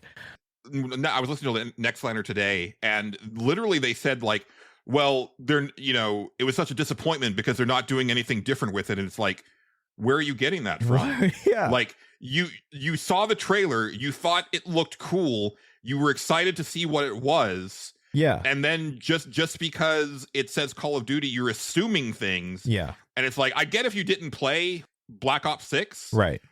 So, and I was surprised because people were like, oh, well, why did you say this for the one more thing? Obviously, there's going to be a Black Ops 7. It's like, well, I didn't think it was coming now. Yeah. And if it's a direct sequel to Black Ops 6, that's extremely exciting for me. Yeah. I'm wondering if the actor shown, or the character shown, which is played by actor Milo I can never remember. He's from Heroes. No idea. Yeah, okay. Ventimiglia, I think. Okay. I'm wondering if he is the face to the character that you played in Black Ops 6, who there's still a lot of unanswered questions about that character's origins and stuff. Sure. And look, like I said, Black Ops 6 is one of my favorite games last year. I'm not a Call of Duty fan. Yeah. But that campaign was one of the best first-person shooter campaigns that I've played since Wolfenstein 2. Yeah. And like, if they're continuing that is very exciting. Sure. And this trailer, like the tone of it, like I was like, oh, especially now that I know that it's Black Ops 7, I'm like, oh shit, this is gonna go some places. Yeah. So I am super excited that they're already doing this. And so what Jeff Grubb was saying this week on the Bombcast is that I guess during COVID, something happened where one of the studios got behind and they had to delay their game. Okay. And it forced another studio to basically release 2 in a row. Okay. And it changed the whole cadence of the 3 studios working on Call of Duty. I see. Everybody's doing games 2 in a row now. Okay. Why not? Which sounds rough. Well, I guess, I mean, that's it. I mean, they used to do the games in a row, right. but in particular for this team, if it gives them the opportunity to be like, we already had ideas when we were doing 6 on how we want to extend this story, right? And now we can actually just roll right into that. Yeah. And also the fact that like I think it's pretty amazing that like they're this was a story trailer for a Call of Duty game for sure, which is what they did for 6 as well. But it's like this team wants to tell a really cool story in a first person shooter that happens to be called Call of Duty. So let them cook. Yeah. That's all I'm saying. I agree. Like I said, Call of Duty is a weird franchise for the reasons of the fan base that it has. And the stigma that it has for anybody that's not in that fan base, and that's basically it. And I think like because there's so many people, and there are a lot of them are in our audience who are just like, oh, AAA, it's so boring and blah blah blah. It's like they do really cool stuff within that framework all the time. Yeah. And again, like Black Ops 6 was like incredibly inventive where it didn't need to be. Right. There's, it's sort of like the Pokemon thing. They don't need to try. No, they can Call of Duty. They really don't. No, like a lot of majority of people that are playing it only care about like the multiplayer aspect of it. That's what they're going there for. They don't give a shit about anything else. And I really thought that they were going to get to a point, especially after Microsoft bought Activision, where it was going to be like, no, just multiplayer. Like we're just getting we're scrapping the single player stuff. Yeah, why? Because I mean, they even had that like battle royale thing and all that stuff. It almost seemed like they could absolutely do that. They could they could split the multiplayer off of it and just do that and just be probably do fine as like just do the Fortnite model of like, oh yeah, here's skins, here's this celebrity's here now, you can buy them. Here's some random map update and that's going to cost you this or whatever, however you wanted to do it. You could figure out a way. It's Call of Duty. People will play it and buy it or whatever. But they've maintained we are going to make a campaign and we are going to make a new game every time or whatever. Probably with the same bones, I'm sure, but which might help a lot in making them. But yeah, it's fascinating what they're doing over there. Like I probably won't mess with it because I'm just not a first person shooter fan. That's really my thing. Like it's that it's not because it didn't look good. I'm just not a first person shooter guy. So I get it. Yeah. And for me, it's if it wasn't on Game Pass, well, so for Black Ops 6, if it hadn't been on Game Pass, I wasn't going to give it a shot. Having played Black Ops 6, I actually would probably buy Black Ops 7 if it wasn't on Game Pass. For sure. I was like, oh no, I want to see more of this shit. Yeah. Absolutely. But it's on Game Pass, so like I'll definitely be playing this. Yeah, there you go. So with that, that's the Xbox presentation. Yeah. So before we get into the final stretch of the show, or we'll see how you're feeling actually, because it is getting late. I thought it'd be cool if we gave our top 5 from not E3 this year, and I thought, like let's just do ours all in one block. So if you want to do your 5, and then I'll do my 5 instead of going back and forth like we usually do our top 5s. Yeah. Let's see here. I don't really have, and this is from this show particularly. No, from everything. The whole thing. Okay, I was going to say, I might have screwed up. I might have missed the memo. Okay. Let's see. So I did a little bit of a rules thing in my head because I was like, if I knew about the game, I wanted it to be something that that it either made me more excited about a thing that I didn't know about or like knew about but didn't know what the hell it was, or didn't know about it all or wanted to exist or something like that. So some of mine are like maybe weird picks, but they are my picks.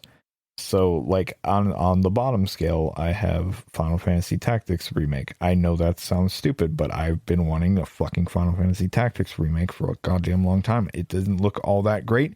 I don't fucking care.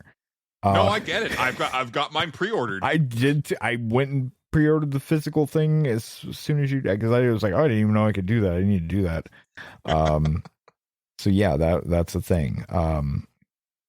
After that, I have At Fate's End. But that one is I'm very much looking forward to. Interested. I do have the Persona 4 revival because I've been wanting to play Persona 4 for a long time and never did it.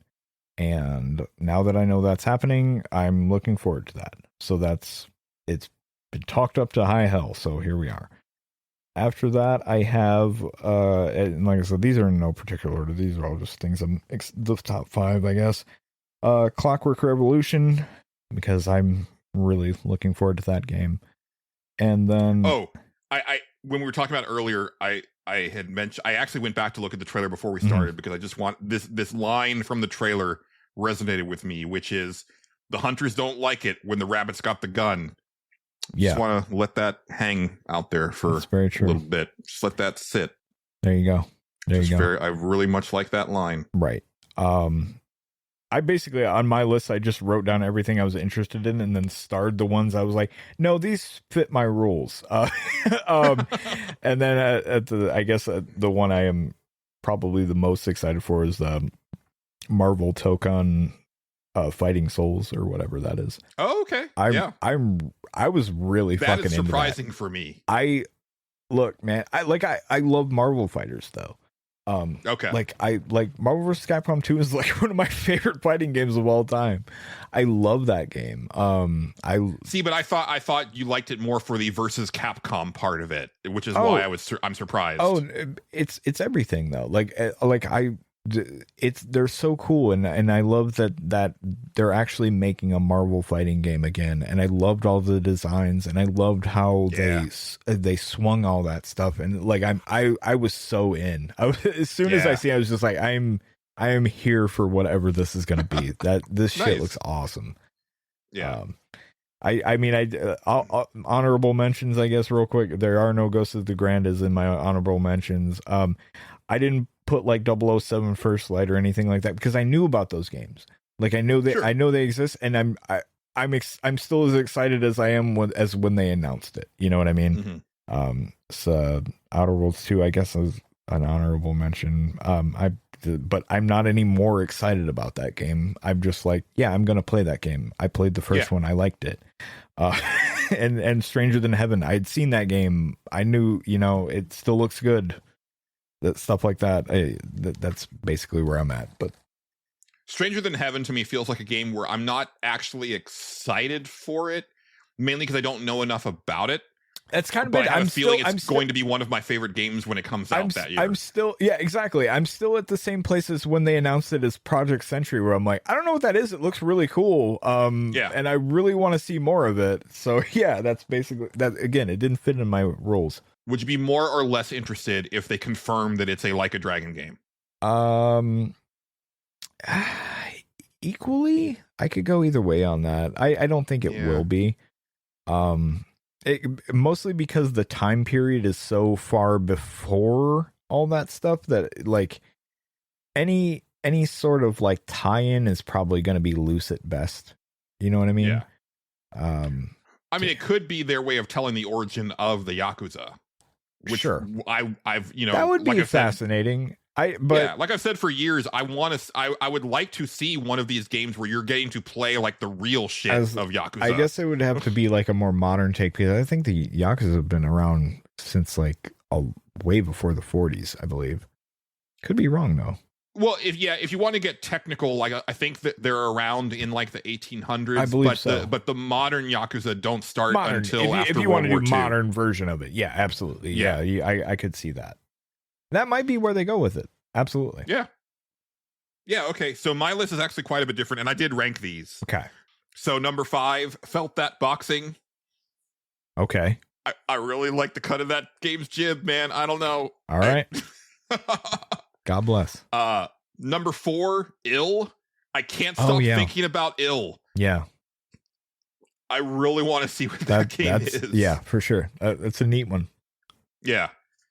Number 3 is No Ghost at the Grand. Yeah. Number 2 is Clockwork Revolution. Excellent. And that's only because number 1 is Onimusha Way of the Sword, which, I kind of sort of had the same thinking as you did, but I was like, but I got to actually see Onimusha this time. That's true. See, that counts to me. Yeah. Yeah. Yeah. And apparently, like, people got to play Onimusha after the show, and it's getting some good buzz. That's great. Good to hear. Honorable mentions for me, Silent Hill F barely missed my top 5. Oh yeah. Resident Evil 9. The Resident Evil 9 didn't make it because even though I used to be a huge Resident Evil fan, I fell off after 4. I didn't play 5. I didn't even look at 6. Yeah. And then the RE Engine Resident Evil games, as much as I'm impressed with what they can do, I have not liked the way the shooting feels on 7 and the 3 remakes and 8. So, you know, I loved 2 and 3 remake. I hard locked myself on Resident Evil 4 remake, and I never went back.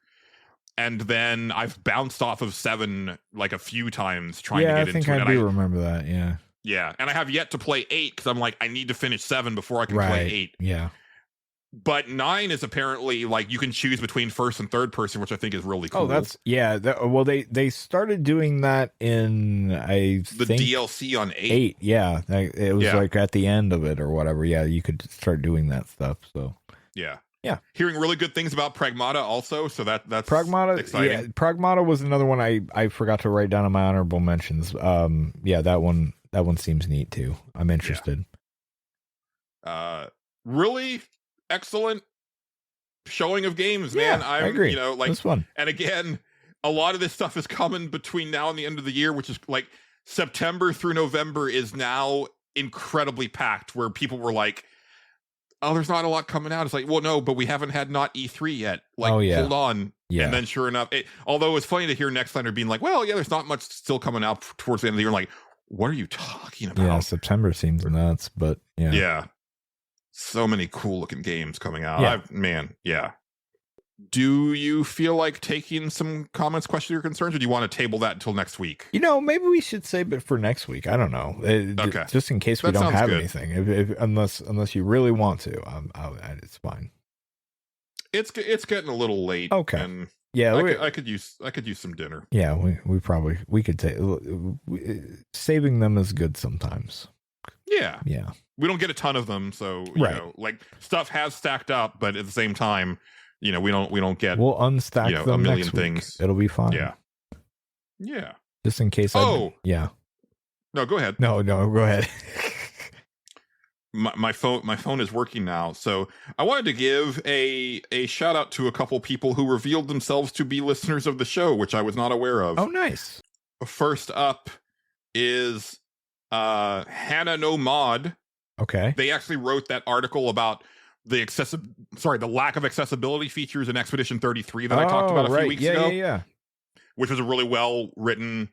I was glad to see somebody actually talking about that stuff, because it's not just the parry stuff. It's actually, there's a lot of stuff where it's like, I'm surprised that you don't have this or this in this game. But again, you know, small team. Hopefully they'll fix that in time. Hopefully, yeah. But yeah, apparently they've been listening to the show and really enjoying it. That's and I'm like, awesome. oh, excellent. Well, thank you. Like, you know, reveal yourselves. Right. And then also Andreas Plays, who he actually comes from like Weston's little circle.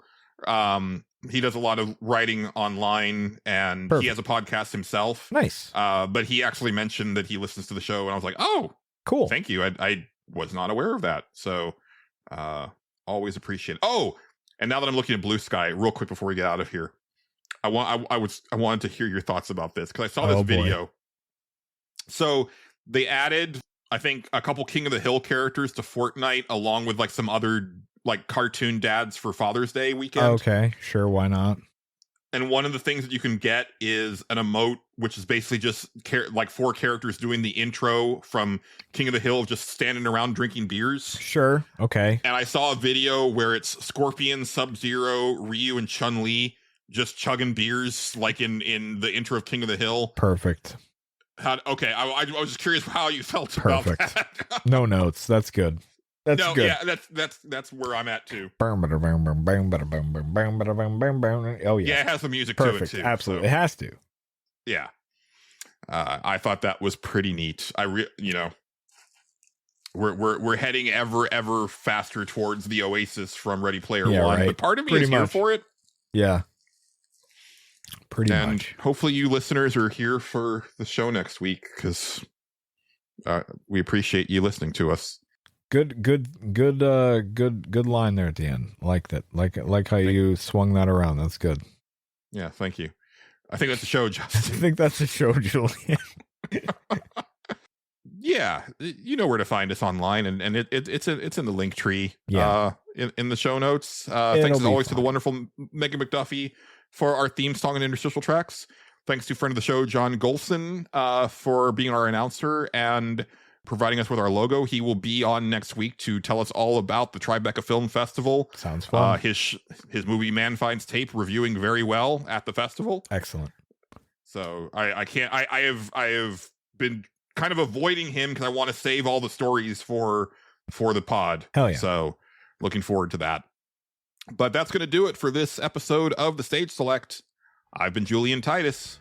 He's been Justin Ham. We've been the Stage Select. Signing off. Uh-huh.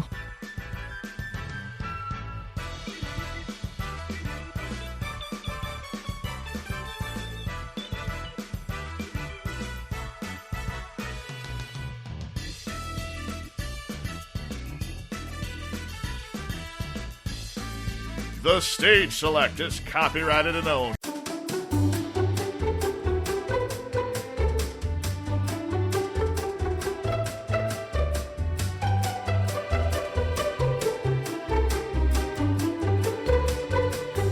It's time for Big Dumb Quiz. I'm Spence Sterling. Tonight we have... Wait, where is everybody? God damn it. What did I tell you?